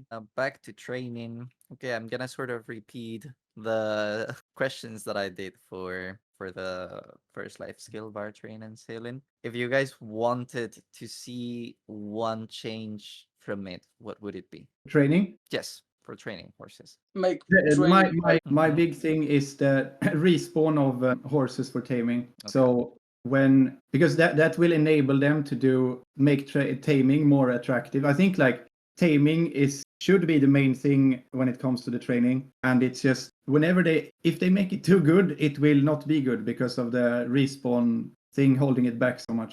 Okay. But on the other side, it's like if you add a lot of extra horses or lower the spawn time a lot, people can also make a fuck ton of money. Yeah, but I think you should. But the issue is, yeah, if you're a grinder and you go to Gold Pick Cave, how many percent of the people can actually get 4 billion an hour there? Yeah, there's not many. Is it 10 people? Or is it 1%? Is it 2%? Is it 5%? So how much money does the average grinder make if they're grinding? Is it 2 billion? Is it 3 billion? Is it 1.5 billion? You always have top end people that grind 4 or 5 billion an hour. The sweaty people. And you have the same in life skills. So most people, like what we do, the extreme life skill is, we can make 2-3 billion an hour in certain things. But that means that 99% of the other people make 10% of that, or 20 or 30% on certain things. So it's always very big extremes, like, and how far are you going to change something that affects the top 1% that will get 2-3 times more money, and the others make decent money. But the difference is those 2-3% top people can destroy a whole market. And I mean a whole market. And alone, I can destroy the whole market alone. I've done it many times with different items. It's not that hard. That's how fragile the whole market is for Lifeskillers. So it's very hard to. Yeah, that's because they have whenever they like buff life, they always buff production, and they almost never touch the demand. Like there are a few exceptions. The addition of Harmony Elixir is like the one exception where they added like proper demand to something instead of just making shit get crafted faster. So most of the time they change something that are supposed to make things better in life skills, it becomes way worse. And it's like not even like cooking has gotten so many changes that are supposed to make it good, and every single change has made it way worse. Cooking was at its best when Manos was released before Lightstones, and it's like not even close. It would be like if you had you could slow cook, which was like super AFK friendly, and make half the time of active grinding, or like half the silver per hour on active grinding. If you do the same now, it's like way faster, and you can like not quite get a third of grinding value. And that means you need to spend like 2 trillions in life gear. So, and it's also like the active time you need to like buy and sell everything is way more as well. And that's because the only reason I'm so good at processing is just because I always am on the market. So I'm in front of the storage keeper, and I'm like, you're always AFK at the storage keeper. Yeah, I have my market open, I buy shit, and millions at a time. And I constantly sell things, and I'm constantly buying while processing, because Otherwise, I can't buy. I need to do that. So yeah, it's a whole different world. It's not like a grinder. Oh, yeah, let's go to a spot, grind for an hour, sell it to a vendor, get 2 billion. Yeah. See you next day. Everything is intertwined in life skills, and that's why that's we can never say money power. That's why I always get so pissed off when they change cooking, because they clearly don't understand. Like, oh yeah, we want to make cooking better, and they don't change. Like the imperial demand is like imperials is a weird state now, because like it is good value, but it's so little money that it's like so easy to just like ignore. And then they also, whenever they buff, it's like, oh yeah, you can craft faster. You get like more mastery, more proc rate, more like cooking time reduction. But then processing the dough and all that shit, that's still the same. The node materials are still the same rates. So instead of, and they buffed the meat acquisition from hunting and all that shit. So before, when meat used to be the bottleneck, it was fine, because you just like, okay, I need to cook this. That means I like need to go slaughter some lions or some wolves or whatever for a while, and that will make my crafting time way better, and you feel like you're not wasting your time. But if you're on a small server now, you are completely cooked in those like node mats and all that stuff. EU is like mostly fine. It's just a little bit annoying, not always available. But what do you do when the nutmeg is up? Like you go to gather nutmeg for like 40 million an hour or what? Like it's the bottlenecks should be solvable by active time and being rewarding. So like gathering meat, sap, and all that shit, that's good. But when the bottlenecks are some weird shit that is activity, like processing flour and dough, is like the worst XP and illegally bad silver for what it gives as well. And then you have the node mat issue. It's like, it's so weird. And they have not touched on that for ages. The problem is going to be, especially with like what you said, like getting dough or first flour. So you have, for example, you have corn. You make that into corn flour, and then you make it into corn dough. Yeah. You need a lot of it, and I mean a lot. Processing that takes a long time. You can AFK it, you can be AFK for an hour, and you get 40k. And then you can AFK again, and you get 40k or 60k dough. Okay, woo. In a couple of hours, I made 60k dough. In half an hour of cooking, that's gone. Yeah. Completely gone. And you make no silver because the dough is just a sub meal for the real meal. The problem is, okay, I'm gonna buff processing. So everything now goes 10 times faster. Oh, no, just the dough needs to be 10 times faster, and the flour.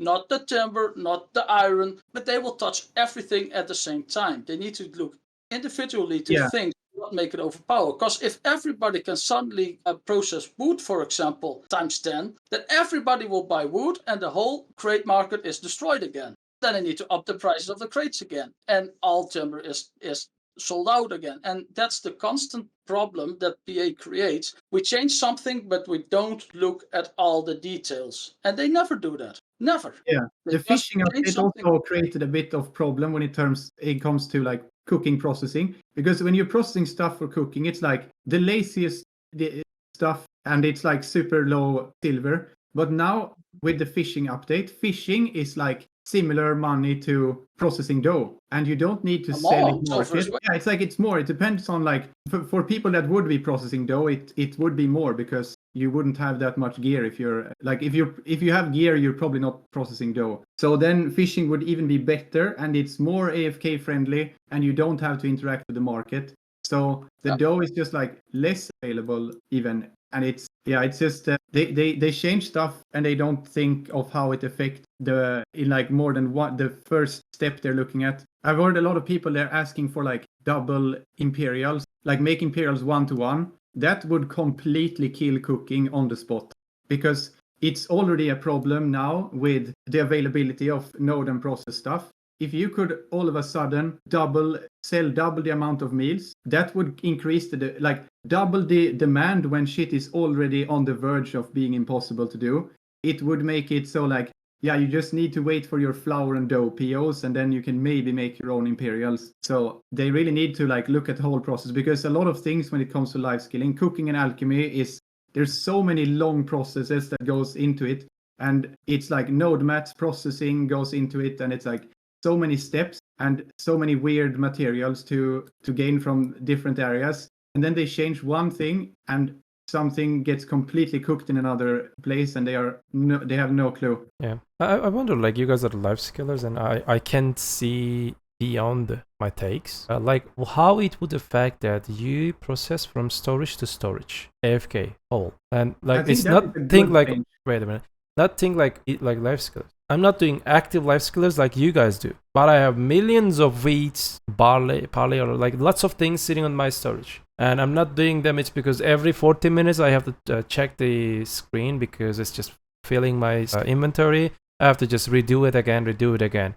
I'll just set AFK for 16 hours. Millions of wheat will turn into flour and then to dough. And I can just sell them to you, and you guys can just make them, you know, for cheap price. Like from storage to storage, everything.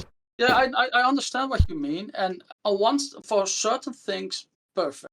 Like for flour, for dough, it's perfect. But for timbers are heavy. Timbers is a very delicate market because most people use timbers to make crates. Yeah. The profit on crates is small. It's like not. It's very sensitive, yeah.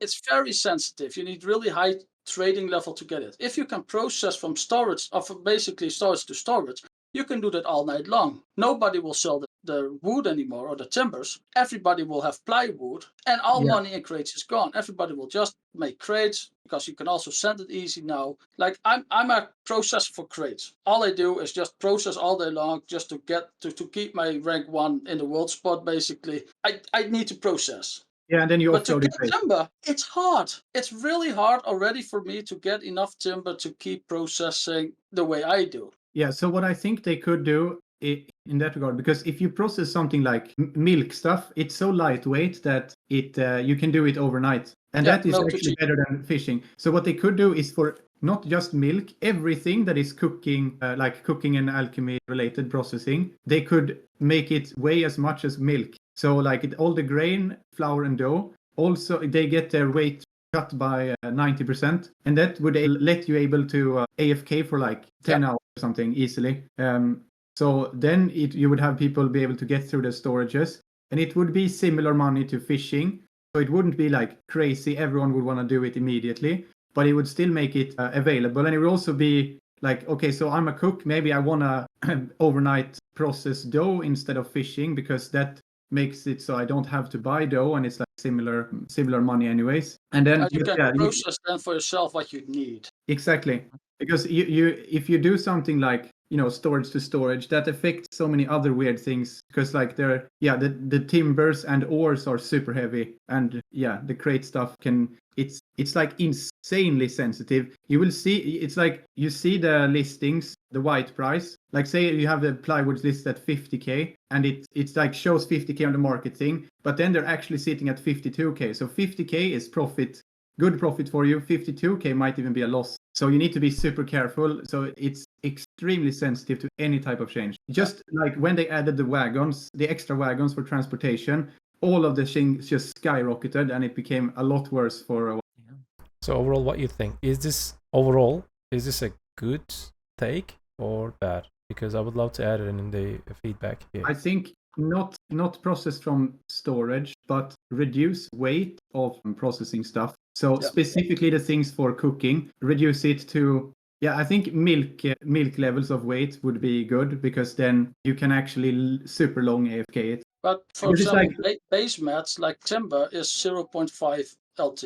Yeah. Base mat. So if I go out timbering, within 5 minutes my inventory, because it's so heavy. Yeah. So the planks is fine, because if you process, fine, 15 minutes maximum AFK if you go timber to planks. But the base mat should be less. It should be maybe 0.1, maybe 0.3, but at least not 0.5. But also base mats from wood should be boosted. So not the special things, except traces. Traces should be really boosted from workers at least 3-4 times. But the base mats, so not the special ones, but just the normal timbers, irons, that stuff from workers should be 4 or 5 times more. Yeah, I agree. We have so much, like with all the extra processing and cooking mastery and time reduction we have gotten, the nodes cannot keep up anymore. But also active gathering. in my eyes. If I want to go out timbering, I can get main ingredient, they say, for lumbering is logs. I don't care about logs. I want base mats if I go lumbering. So if I can get 10k pine per hour, for example,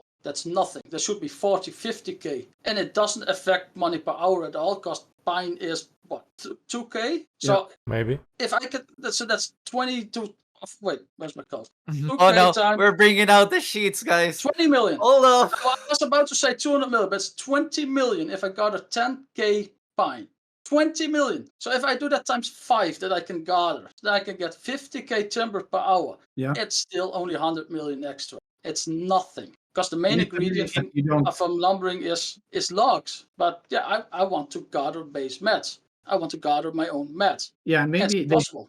have it so you can like actually get like anything that is decently low value. It's just so much better to get through nodes because you don't get that much of it even when you gather. So like you would never try to gather something like fig or wheat or whatever because it's just weird. And I think most things you should wanna, if you want to get a lot of it, the best way should be to just be active and try to get them. It's weird that you just want to like wait for some slaves to give it to you instead. But There's a whole change because I've one very easy example for you. If I go sapping, I can sap 30 to 50k, which is decent. So that's $1.5 billion per hour. It's not bad. Why do I only get 10k timber, but I can get 30 to 40k sap? Well, it's basically the same. I do the same work on a tree. Yeah, then on the nodes it's completely flipped because on the nodes you get a lot of timber, but you get almost no sap from. Exactly. So we jumped from fishing. Yeah, to, I was gonna try to link the stuff, and I'm gonna do it. I mean, yeah, this way things if are you linked, so guys- it will be a lot of jumping around naturally. Yeah. Okay, it's fine. No, this is the purpose. Like, I don't want to control Okay. strictly what you're saying because then the things don't flow. You know, it has to be Yeah. natural japping, not like actually forced, because that's what we want to, listen to you Yeah. guys for. Like, because everything overall in life skills is connected to each other, right? We were talking about Yeah. fishing? Yeah, we started Yeah, on the fishing. fishing started. I can't it's remember. training. Okay. We didn't even start with fishing yet. We were still in training. Oh yeah, I true. mean, Actually. okay, fishing. Now, okay, what if I was thinking, since we were talking about, like all the nodes and sapping and all that, I wanna jump fishing and leave it for the next one.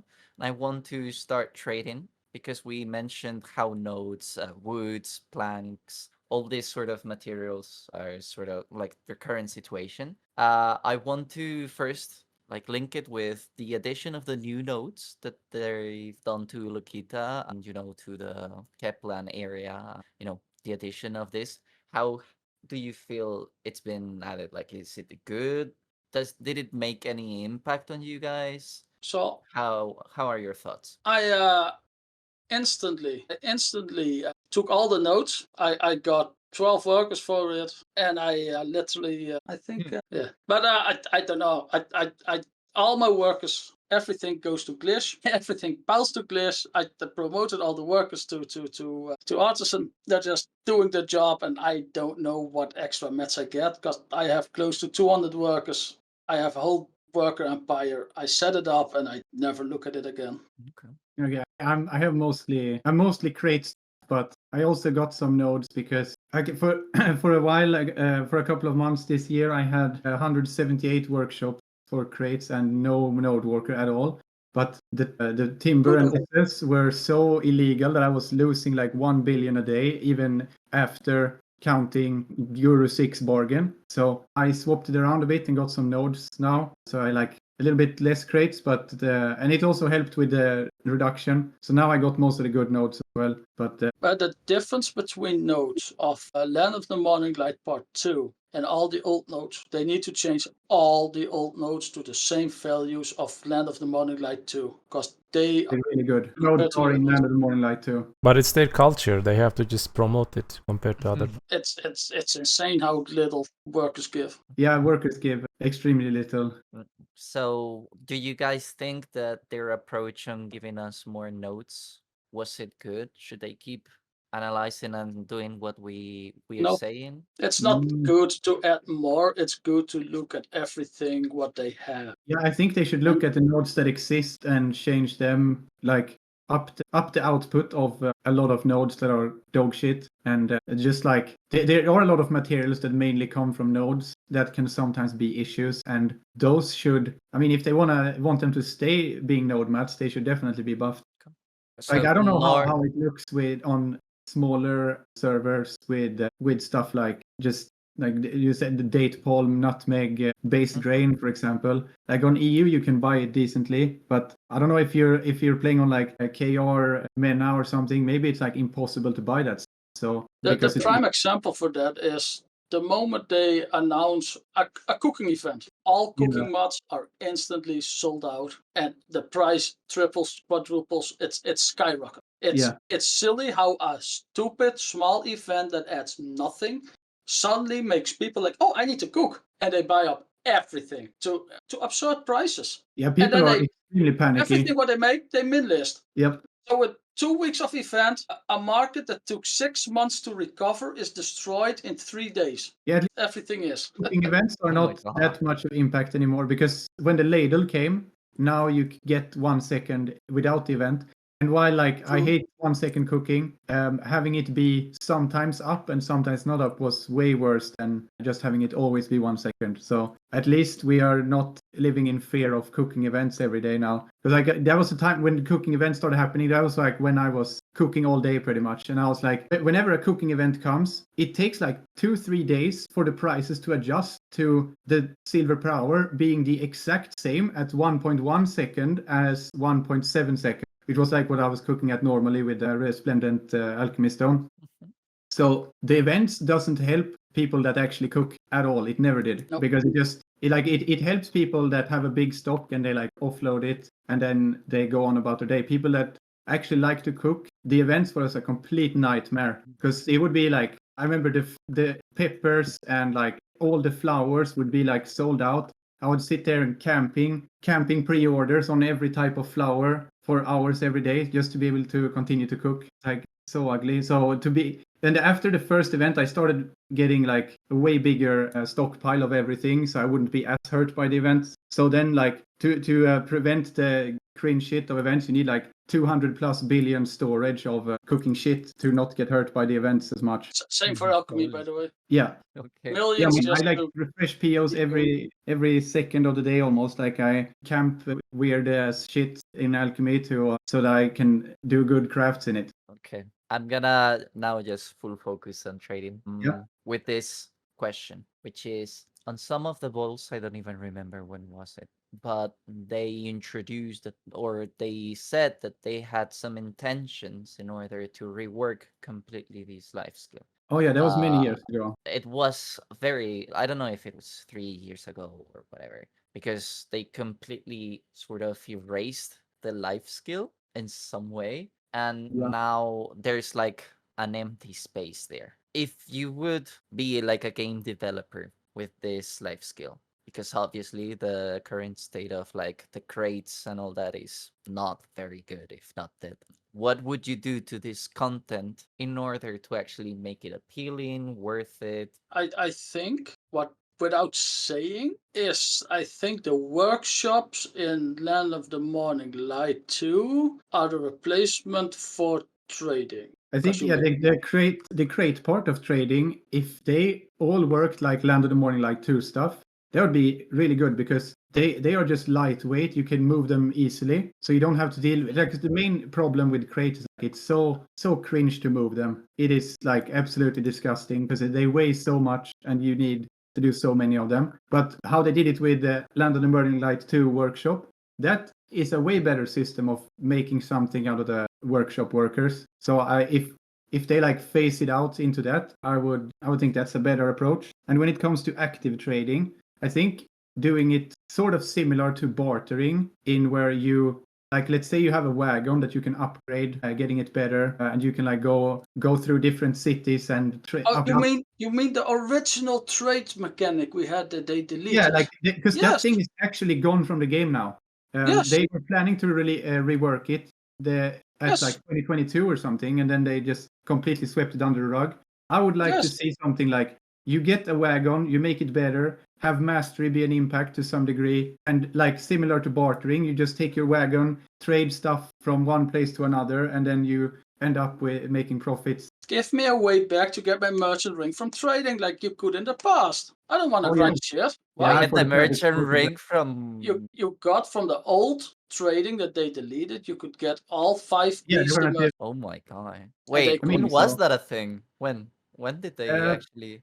It's forever since I think that it was in for It was always there when the merchant ring got since added. Valencia, I think. I think since Valencia. I don't know when they added the merchant ring, but yeah, from the merchant rings addition to the active tradings removal, which was, I mean, at least a couple of years. I don't know how many. Ladakh actually got them from trading, some of All them. of them. Not all, right? Or did he do all? Yeah, because I mean, he probably got maybe he got Padix. Padix was the most, because they were different places. Some of them were extremely weird, but there was the one from Ash Forest and the one from Padix was decently fine to do with trading. I was doing the like trying for the Padix one a bit by trading. I didn't get it, but I did quite a bit of that. But that's my main thing that I want to get added, a way for Lifeskillers to get the merchant ring without grinding. Add it to Lifeskills. Yeah, that's fair. Okay. Make it hard. I don't care. Just put it on 5 different types of guard ring. I don't care. Add it. Yeah, I mean, like it being tied into active trading made a lot of sense considering what it's called. But yeah, it's just it just got removed. Like they completely gave up on trading, and it's weird because like they made bartering, which is kind of like what you would expect trading to be, and then the active trading just got left in the dust. Yep. So what if you mentioned that it would be a better approach if they, for example, did the same thing that they did in Land of the Morning Light 2, like add that sort of workshop for every major city and process specific materials, maybe to make. How long do we have Land of the Morning Light now? The part 2, the workshop. Was it this year or was it last year? I think late last year. I think. Let's say 6 months. In 6 months' time, I made not even 10 billion worth of trade items there. So it's atrocious. It's it's like what I'm saying it's good for is not the specific values. The idea of it is good. The problem is like no matter the old crates are like better value on their own, but their idea is completely dog shit. Like that much weight, and you have like the way you have to move them, and it's like it's so ugly. It's just so anti-player, I would say. So like make it more like make something like Land of More like 2, but make it a little bit better is what I would like. So like maybe shortening the times of the workers to proc it, or like you should be able to get more crates, but they should be like the big thing with Land of the Morning Light trade items is that they weigh 1 LT each, and they can go through the Magnus portals. And the biggest thing is they don't give you that fucking backpack animation, so you can actually move when you have them on you. So one way to fix it is, for example, now they use mats that you get from workers. The thing is, if you make it too good, basically literally too good, and you can buy the mats, everything will be sold out if the price goes too high. So what they should do is add a different mat to worker nodes, so people actually have to get the workers. They create materials you can't sell. You make the Land of the Morning Light things with those items, and you can increase the price as much as you want to make it decent money, because you can't outcap the market. Like you cannot a piece from the worker and you get a piece from the market. No, just make it completely worker dependent. You can adjust the values whatever you want, because everybody can get the same materials without buying them, and you can make it an active trading. Yes. The Land of the Morning Light 2, it is mostly stuff that you get from the gathering parts of the same thing, but there is some stuff that you can buy from market. So it would just be all of those things gathered by the specific nodes would be better. Yeah, or at least from any worker node, just that you can just send to there to make crates that actually have value, that you can make 1 or 2 billion a day just from that thing. It would still be worse than fishing if you get 2 billion a day from it.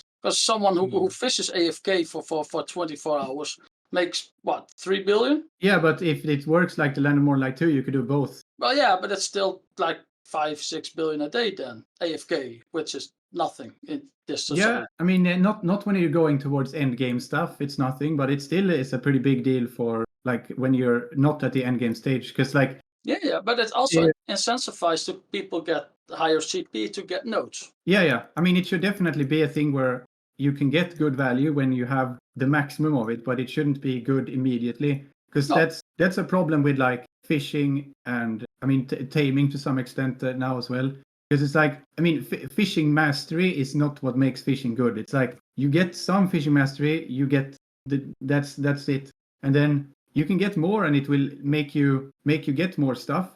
But the problem is, like, I mean, like okay, more mastery definitely makes it better. The problem is gear costs so much for what it gives in video that the investment you have on gear takes an insane time to pay off, which makes it just weird as hell. Because like you want to invest to make more from something, you feel like, yeah, so I do this a lot, I should get more gear for that, but then it takes like a full year of you doing that thing to get value out of your investment. I actually did that sort of maths, because whenever fishing was starting to get crazy with all the price catches and all that, Yeah. I actually did the initial investment.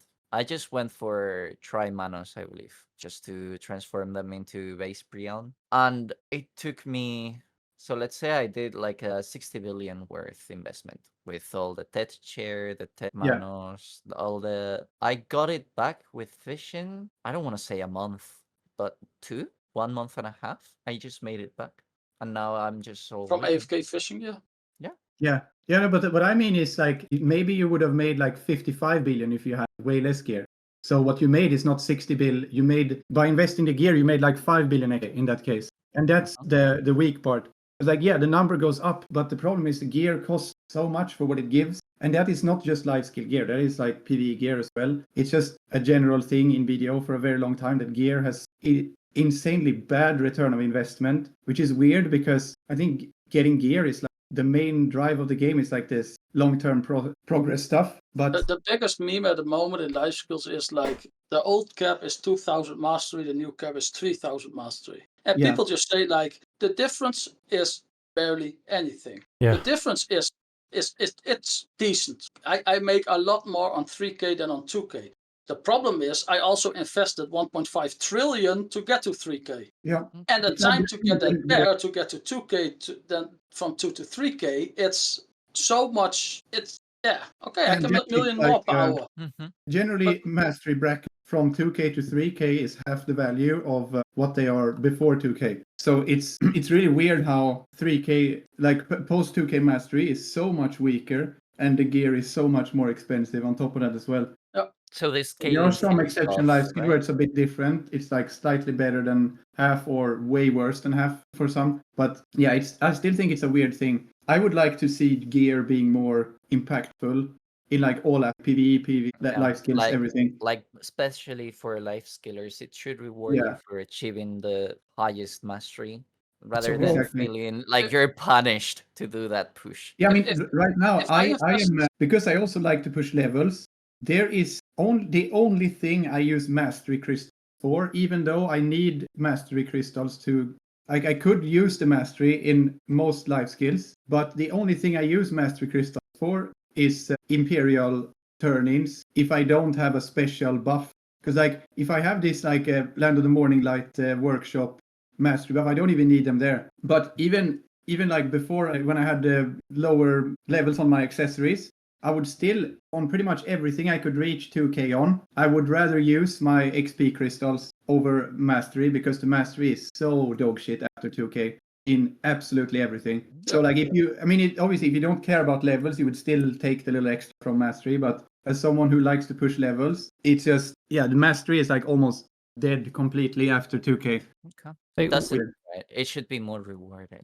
Yeah, it should scale more linearly, because I get that they don't want to make things be too crazy in terms of mastery, but I think when they change the cap, they should probably have reworked all the stages of it all. Like they at some point they remade the how you get mastery from levels, and I think they should do the same what mastery brackets give. They could even have 3K be the same, although I think it should probably be a bit more impactful with 3K in general. But the like soft cap of 2K should be later as well, I think. Well, I think it's very weird if I active life skill with gear that's worth more than any end game gear has, that I make 1/3 of their money per hour. I mean, that depends on That's what you do, because I would say it's the opposite. Why I life skill is because I can have nothing in life skill and I can make more than a lot of investment in grind, and I also don't need to. This, Yeah, I mean, yeah, but it's like it's niched into specific things in life skills, but it's still a thing. Yeah, but as a grinder, you get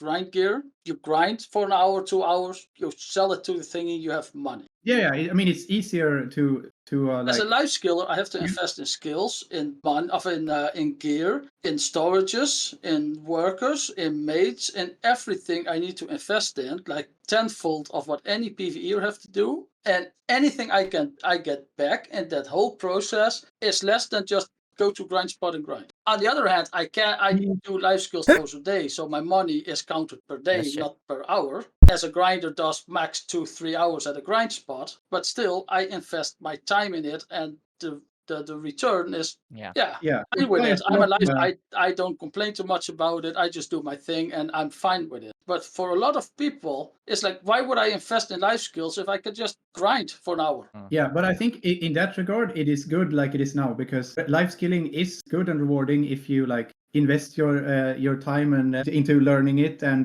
doing it. But for people that don't want to bother with all that nerdy shit and you just want to go hit some mobs, that will be better for them. And I think that is a good way to have it, because they are competitive. Like as an overall thing, they are competitive with each other. And me, as someone who has done a lot of both, I just think life skills give me more. And I also like things. So if they are close, I would choose life skilling. Grinding would have to be a lot better for me to choose grinding as my main thing. But you are a bit restricted into what type of life skilling that can compete with PvP or PvE grinding. But that's also similar in PvE grinding, because there's a lot of spots that are not super good. Like, yeah, you can go to like DSR with Agris and you can like make 4 billion an hour. When your Agris disappears, that's a lot worse. If you instead go to something like Thornwood or whatever, it's like a big drop off in terms of value. And the same thing with life skill is like, yeah, hunting is insane, but if you go past hunting, everything starts to look a little bit shit. So it's just the game is always have some activities that are insanely strong, and the other things are like they're just like they can't. If you got everything is about mats that you can use, and you get something called fairy powder, which is used only in certain mana things, but it's completely useless. One of the simple things to buff gathering silver is make the fairy powder, instead of 10k worth, 100k worth. If I get 1,000 of that per hour, I make 100 million more. Make it 1,000,000, and I suddenly make 1,billion more per gathering. And I still won't get the same levels of numbers as grinding, but at least I make some decent money. And it doesn't have to be that much, but it's just one of the simple things. If you want to buff, for example, gathering, just buff the price of that item by 50 times. Yeah, I mean, they can do it a similar way as they buff grinding, because like when they buff grinding stuff, it's usually like up to trash loot value. Yeah. And the fairy powder is a thing, like a trash loot thing for gathering that they could also buff, but they have never really done that. And I think that would be a pretty good thing. Okay. So that but because most of the like sand is money and meat is decent money, but it's decent, it's not top notch. So you can also do what they already have, is like, if I go chopping wood, first of all make the timber less weight, give me more timber, or please add this in your sheet that you give to the devs. Activate all gatherable trees and nodes, everything. Oh yeah. Yes, thank you. Half the shit is not gatherable. Yeah, it's really nice when you run something that you know is a tree of that type and it's just fake and you can't gather it. Oh my god. Okay. There's so many things. Grab the map. I love to grab the map. Like I don't like steady grind spots to gather. I grab the map. I look like, there's a tree that I want to gather. I go there. Yeah. 90% of the trees are fake, and I'm like, oh come on. Yeah, it's so annoying. Try this ore. I go there. 90% of the ores are fake. I'm like, come on. Why? It's such a beautiful world. Just let me grind anywhere or gather anywhere. But it's I don't understand what the thing with the trees being just cosmetic. It's so weird. And like, I mean, it's like trees, plants, everything. Bracken gathering. I mean, that got completely murdered when they added all of the bracken nodes. But Bracken Gathering was something I used to do a lot of before Land of the Morning Light came out. And that rotation was like almost half of the plants were complete fake. And you have to like learn where all the fake shits were before you can even like do the rotation efficiently. And it's just like, why? One other thing for gathering. Please, let me use loot scrolls on gathering. Remove the stupid aggress. Let me use loot scrolls on God. I've got over 4K loot scrolls that I never used. Let me use them. Holy! Okay, please do not type in that for the love of everything, literally. The thing about what made grinding cringe when they added loot scrolls, because when you add something like loot scrolls, what happens is not like, yeah, you have a lot of loot scrolls that you could use, but the problem is like everyone gets some loot scrolls. And because gathering's value comes from what you get and it's tied to demands. So if you add more acquisition from it, you will not get more profit. The market will adjust, and now you are forced to use loot scrolls for gathering. So now everyone is stuck in the loot scroll despair, and you will not get more. Because if loot scrolls were not a thing, it would still be the same, because everything adjusts around something like that. It's just another requirement, because it's not, you're looking at it short-sighted, just like PA, if you're thinking about that. Whenever something is a good Agris burn, it means it without it. I also think they need to make the Agris buff for gathering permanent and remove Agris for gathering. Yes, the Agris on gathering was so bad. It's bad. And yeah, that's what I mean. Like you remember when that got added and you saw what happened with the materials. If you add loot scrolls, it would be the same thing, but I just need a way to use my loot scrolls. I got you don't. So many. Loot scrolls is the most disgusting thing in this game. Yes, delete them. No. Remove them. Have them not be a thing. Don't let 5 minute scroll, you can delete them all. No. Then you would win more money, man. You have 4K over there. That's what I mean. Like, just remove that shit. It's just a stupid limitation that is predatory and ugly. It has no place in the game. I think the same about all the buffs you need to gather. Yes, I agree. But loot scroll is the worst type of buff because it's way too impactful and it's supposed to be always available. Why I don't grind anymore is literally like, oh, I need 1100 AP for this. I have 800, so I need to pop all these buffs. Where are all my buffs? I need to gather them. Never mind. Never mind. Buffs are destroying this game. You need more and more buffs, and PA is just like, oh yeah, here, more buffs. Oh, here, another buff. But the worst thing when it comes to buff are things like Agris and loot scrolls. That is the thing I hate the most by far. I mean, also, Node War buff is a similar thing because it's like weird ways to get it and it's way too powerful. So if you don't have it, you're missing out. On the other side, it's still back to the thing I first said, like fairy powder. If they make fairy powder 50 times value more, and the moment I activate a loot scroll, the only thing I get extra is fairy powder. Yes, I get more money, but I don't get... Yeah, but now that makes it so impactful that now if you gather without loot scroll, you're trolling. So now you're addicted to loot scrolls as well. And that's a big problem. Like maybe not for you personally because you already have a lot. But a lot of people, veterans in this game forget is that if you come in as a new player and you play a lot and all you do is like you have level 2 loot scroll active all the time, you cannot keep up that. You cannot just grind. The loot scrolls will go down. It's just that you always run a loot scroll. You don't always need everything. That's the whole thing. A person comes into the game. Oh, but he has that. I want that. I want it now. Oh, here you have a free dine, a free T10, free Pendebo. Yes, you should. No, but you should need to do effort to be like. It should require effort for you to catch up. But you should to catch up. Nobody has to do effort to by you not being like. You should not be punished because you didn't exist earlier on in the game. Of course you do. No, that is dog shit design. Like, how is the game gonna live if you're punished by coming in as a new... It's not about living. It's about... It is about the game living. What is the game gonna do if it's not profitable for them anymore? It's gonna die. There has to be some incentive for the new players to get in there. And like, yes, it should not be competitive. Oh, I need the best thing everywhere. But it should not. So you're saying that right now that everybody should get 10 times more gathering speed to catch up to G50 faster? No, that is not what I'm saying at all. What I'm saying... It's the same catch-up mechanic. But you're saying people need to catch up faster. Okay, but there's a different thing with having a catch-up mechanic. Be like, get something for free or get something a little bit faster. What I'm saying is, if you like compare loot scroll to no loot scroll, it's like less than half of the value. And you have someone who is like, oh, they have unlimited loot scroll because they've played for a long time. So they can grind fine. You come in as a new player, you have not stocked up a lot of loot scrolls, and so you want to grind, but your grind time is now less than what it should be because you didn't have the loot scrolls. How is that good game design? The same thing, exactly the same thing. Prion comes. I am full pen manas. I exchange it to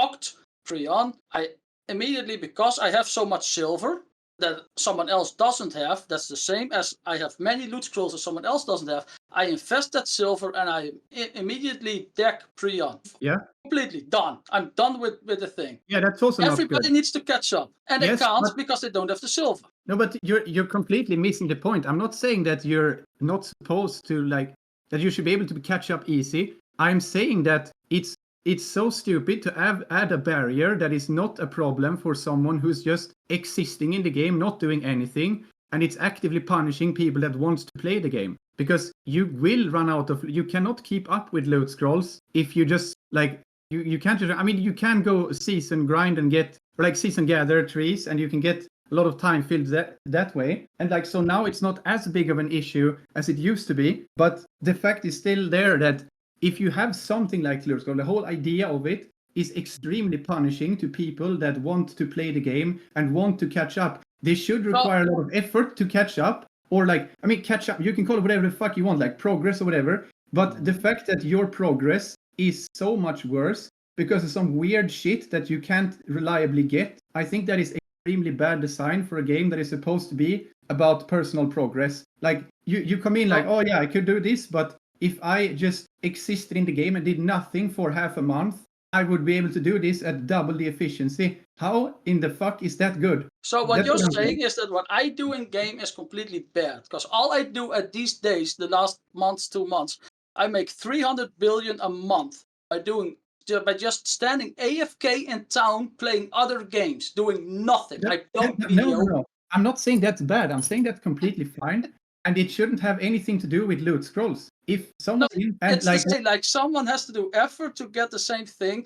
Yes. I literally do nothing anymore, and I make billions. Yeah, because you have all the stuff, and that's fine in a game like this. It's not fine that your effort is not valued because you have some stupid gate like loot scrolls. So how do we meet? Okay, I'm gonna stop it here. How do we meet those 2 points, right? So there has to be a way where we reward these veteran players who have put many years into this game so that they feel what they have is worthy, but at the same time do not punish new players that are enthusiastic about, being enjoyed by the content of the game and actually, enjoy and be able to play the game because that's what they want, right?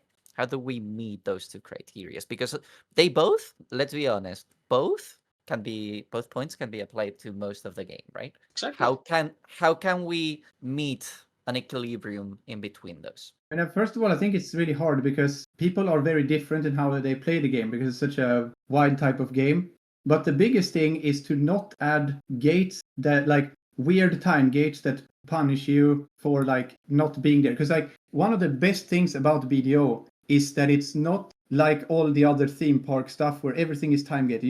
You play Final Fantasy or WoW or something. You need to do a couple of weekly resets to get your gear together. You can't speed that up by putting in more effort. In BDO you can, but if there is something like loot scrolls, agris, dailies, weeklies, whatever, then your effort that you can catch up in is diminished. And that, I think, is what hurts the ability for them to exist. I have one thing on this. You are thinking about an extreme Lifeskiller point of view right now. You don't think about new players. New players don't go out. Oh, wait, let me speak. New Lifeskillers don't gather 10 hours a day. They don't use then 10 loot scrolls per day. You get loot scrolls per day from various activities.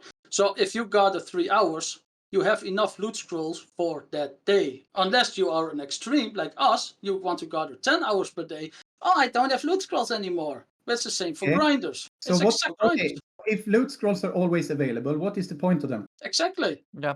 I think that's the point that both of your points. If you want, okay. So my point was not from a Lifeskiller point of view. That was from a what's actually happening in the game. You're a new grinder that wants to grind a lot. That was my point came from. And it was also when I came back into the game in 2021 when I went into life skilling because I knew I would run out of loot scrolls if I wanted to grind. And I did actually want to grind, but I couldn't because this stupid loot scroll thing existed. Yeah, but how many people can play 10 hours a day to grind? You don't need to play 10 hours a day. Like it's not easy to get 20, like even 10 loot scrolls per day unless you do a lot of like wacko shit. And the point still stands. It's a sandbox game. You should be able to like choose what you're able to do. And having those weird ass arbitrary buffs, they have no place in it. And it's just punishing you for what?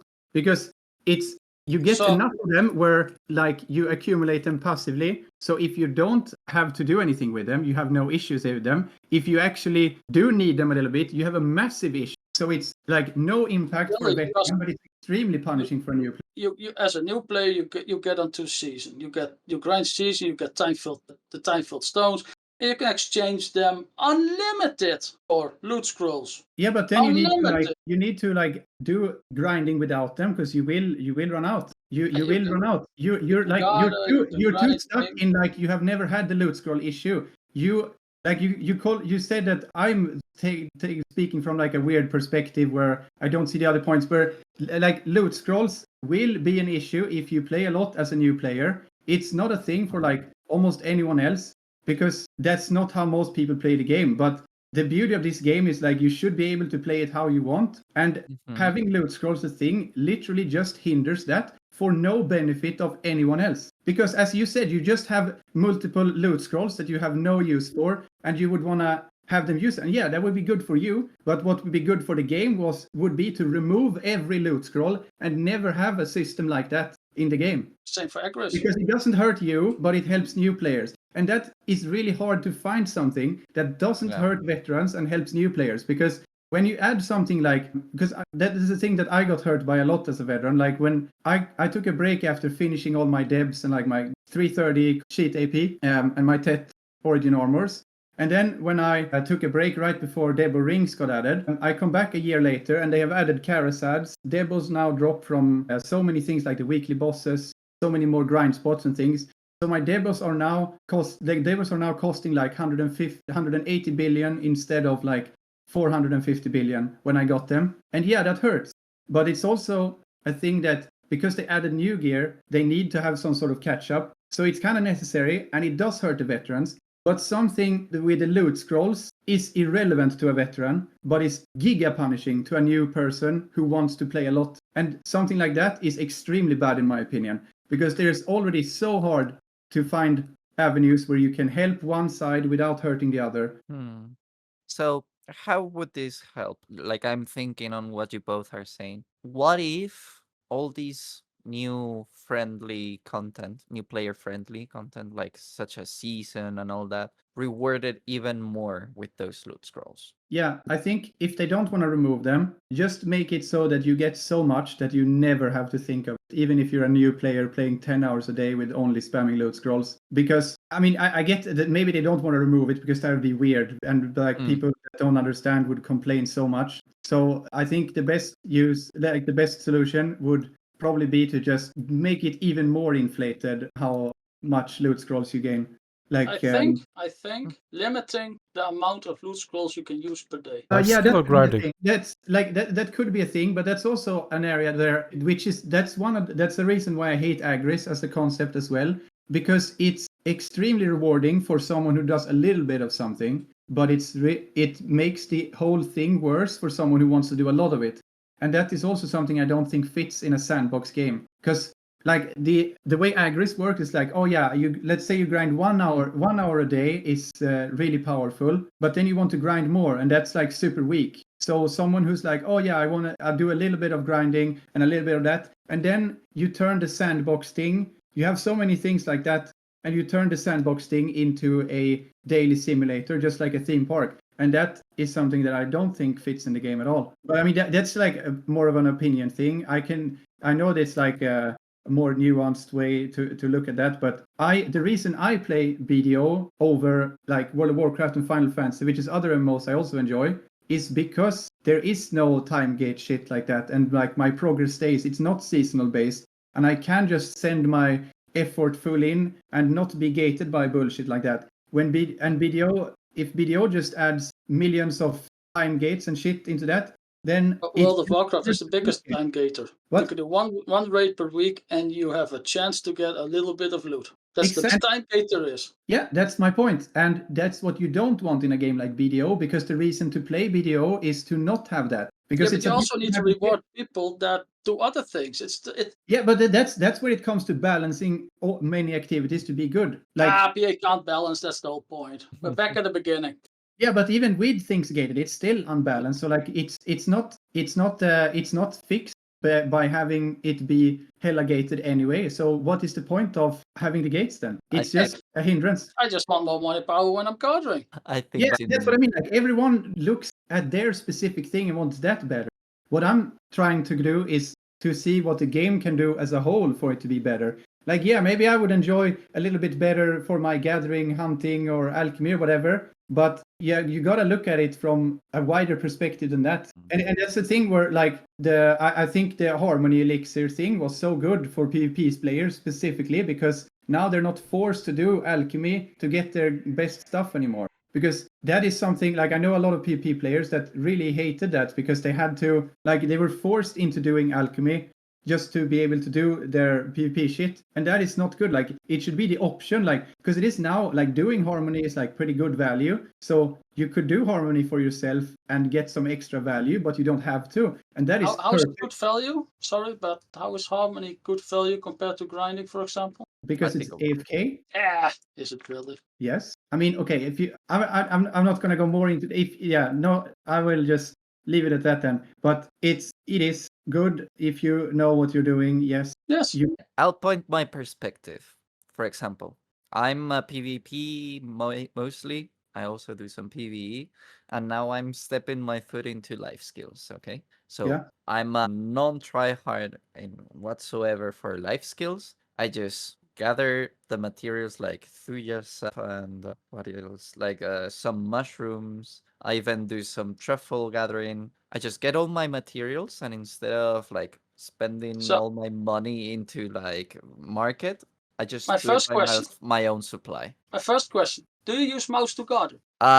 Okay, I've started using it for rough stone because that's another side note, but I'm starting to go in for resplendent and The difference between stone. a lot of gatherers like just running up to it or use mouse to gather is triple the difference power. Okay. It's huge for a lot of things. It's huge, especially when doing trees or rocks or stuff like that.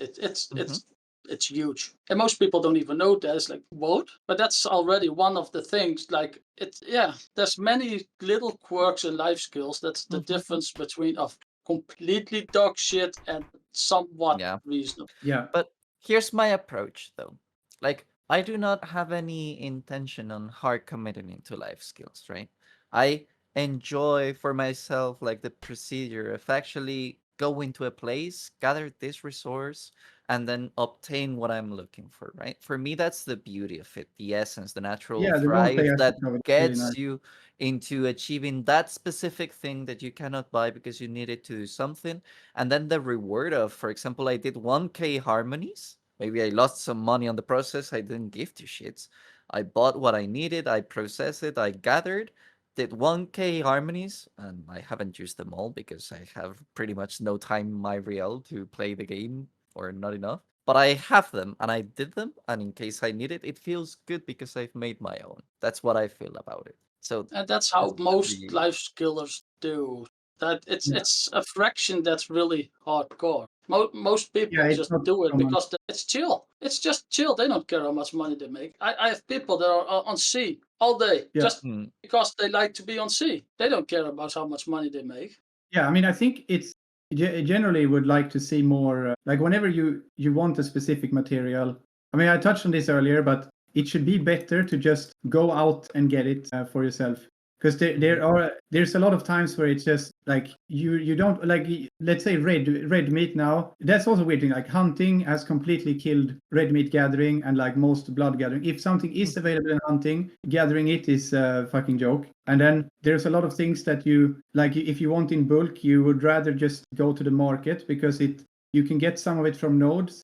That sniping destroy is just one of the approaches of PA again. Like, oh, here you can snipe, but they never looked at like, oh, how much money does sniping make? Oh, it's 3 to 4 billion an hour. We don't know. We don't play the game. Yeah, and the thing with like you want to get timbers or like something like that, it should be like, yeah, I want a lot of timber, so I should go logging. But going logging is a really sad activity, unfortunately. So because it's just like it's better to get from nodes.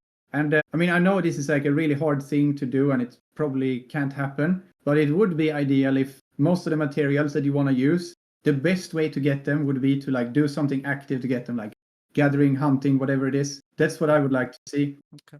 As a general thing. Okay.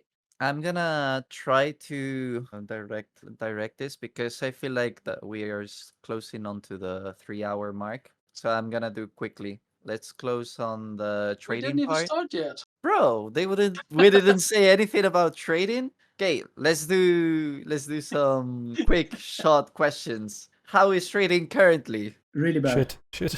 Trading? Yeah, so Non-existent. like, you can get some stuff from it if you have already invested an insane amounts of time and money. So like in terms of return of investment, it's extremely bad. But if you think it's cool to have a wagon over your head, like a wagon wheel over your head, so you do it for the XP anyways, you can get some like passive worker value from stepping into crates. But that still means you need like guru levels for it to be worth anything, really. So people are like, I want guru trading. So what do? They get a lot of workers, they get a lot of workshops, they go to the NPC, they buy shit tons of mats from the NPC, they turn those mats into crates. All crates are the same XP, so they lose barely any money because it's very low effort materials that's worth nothing. So they lose nothing. They send millions of crates to the farthest point to get the most XP. They sell it there with 1,1600% life XP buff. Yeah. They sell a couple of million. I'm guru trading. That's whole trading at this point in a nutshell. Just an achievement, nothing more, I believe. It's just achievements. You just want guru trading because I'm guru trading. Yeah, I mean, I'm going further because I'm insane and I like to push all the life skills. So, but yeah, it's just it's pretty like very uninteresting because all it is just like managing workers and then moving some stupid overly heavy boxes and then you turn them in with a stack of buffs and that's. But when I went for Guru 1 trading, I made them all in Kelvin and I moved them to Valencia. To move 1 million crates, it took me 2 weeks of active walking from Kelvin to Valencia to move them all. 2 weeks of active walking, like 10, 12 hours a day. Yeah, the extra wagons they added was a very good thing for like. I was gonna go through that. Stuff.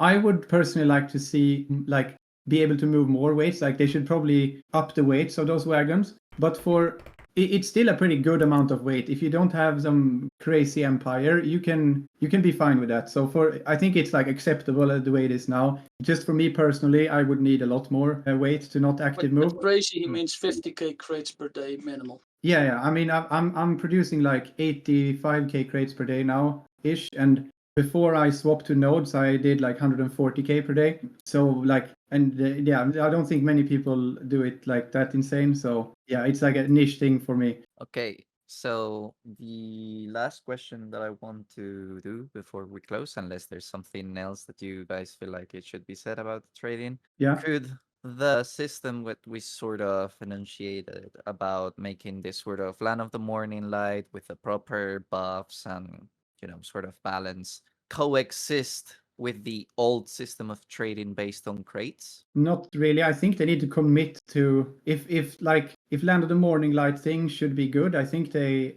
need to commit and make all workshops be in a similar way. Like what we said earlier, with like it should be most of the time like most of the materials in Land of the Morning Light are things that you can't sell. That is like a specific gather node that you need to do, but there's still like some normal materials. Maybe like make all of the materials be from specific just like you have to have workers, you can't buy it from the market. But yes And and then- no. The thing is, like most of current ores and timbers go into crates. Yeah. That's the whole timber market. If Yeah, those so like- crates get removed, then all timbers, all ores are useless. It's never going to be used anymore. It's going to sit on mint price for everything. Yeah, so obviously, Processing would be dead.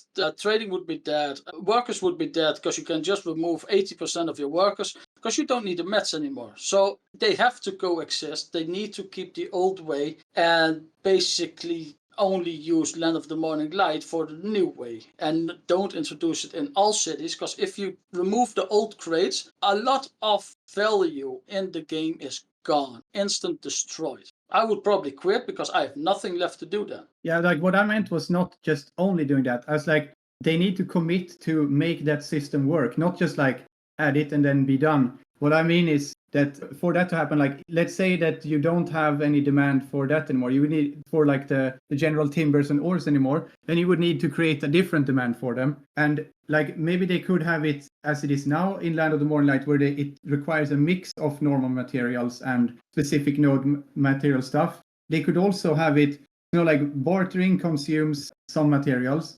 Like if they were to actually do active trading as a thing similar to bartering, they could have the demand of those things be there instead. There's like a million things they could do, but any type of change they do, they will have to be really careful about how they go about it, because it will affect so many other things. So, I mean, the easiest solution is to just like don't do anything that changes the stuff, because the so many easiest things they do that what they they just should do. fuck it up. The But one thing they should do, they need to think of something, and before working on it, invite some of the highest Lifeskillers from all the servers and ask like, I have this idea. What do you think about it? What would you change? How would you implement it? It's exactly the same we ask with class balancing.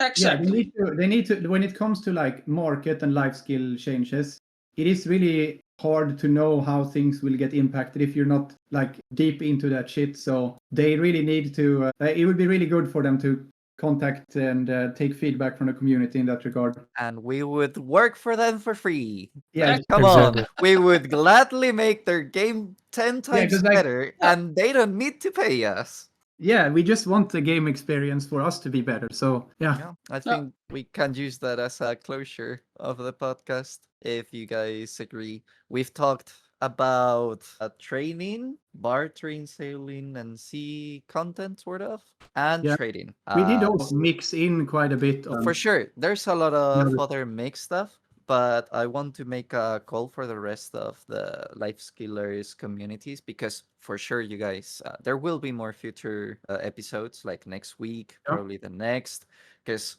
today it took us 3 hours to talk about only 3, so probably there will be more And to come. it's only the surface that we touched. It's not the, And we like that's yeah. the thing. We are only talking about very superficial sort of aspects. We're not going into the math behind it and all the hard work that Yeah. it takes. So And it will also be like a lot of things we have said when it comes to like how certain markets are. It is like EU biased, so it is different on. So what I was gonna say, this is also a call for the rest of the communities. I am in contact, and I can probably announce it that for the next week we will have an extra guest, which is Jordan from the American side of things, Jordan TV. So he will be joining us next week, so he can maybe give us the information of that server specifically. So this is also an invitation for all the servers to join in and give us their thoughts, because as you say, different markets, because of the population of the servers, is way interesting. So different. Yeah, Yeah, so it's we also can like also a server, but still it's very different. So yeah, I bet it's a complete different two worlds. So yeah, as we do as a tradition in the podcast, first I thank you both for making the time to actually come and commit and make a space in your schedules to come here. So very, very much thank you guys for that effort. And if you want, we can end up with some closing thoughts for this first episode. So we can start with Flurry if you want. yeah, I think I mean it's like really hard because it's so much to yap about in life skills, but I still think we covered a pretty good amount of stuff, and it was fun to be here. Okay. What about you, Bex? Well, I want to shout out one website for all Lifeskillers or future Lifeskillers. Videolytics.com is your best friend coming to life. Oh yeah, true. It helps you in any. It's not my website. I don't know them. I just want to shout them out. It's the #1 website you will use for anything life skill related. Yeah, if It takes it's set on, up. it's you're gonna use it, and like there's a lot of life skills there. It's amazing Yeah. tool. Okay. Yeah, I'm showing it right now. Yeah.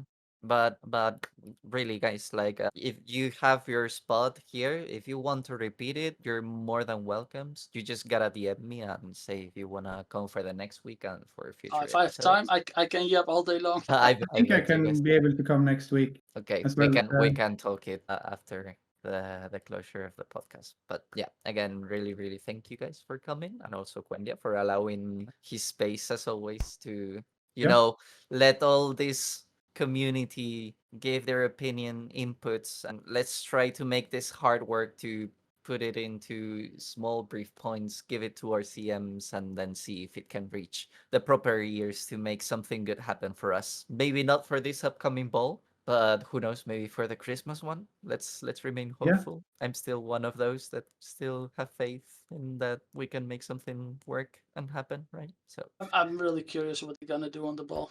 Yeah, cannot. there's no like I think sovereign or whatever they want to call like upgrade to offhand. I think is should be coming soon. So that could happen at the ball, but apart from that, I don't know. There's nothing like obvious to expect. I think Yeah, besides it's a that big one. question mark, I think. Yeah, Because it's also a clock running on them. Like they don't have much time if it's not the last ball to make a lot of fixes and actual things that attract people. I just and hope retain them. just hope they don't gonna destroy cooking or alchemy again. yeah, That- same. That's what I'm most that's- scared about because I'd really like to be able to get some progress while like playing other games or something like that.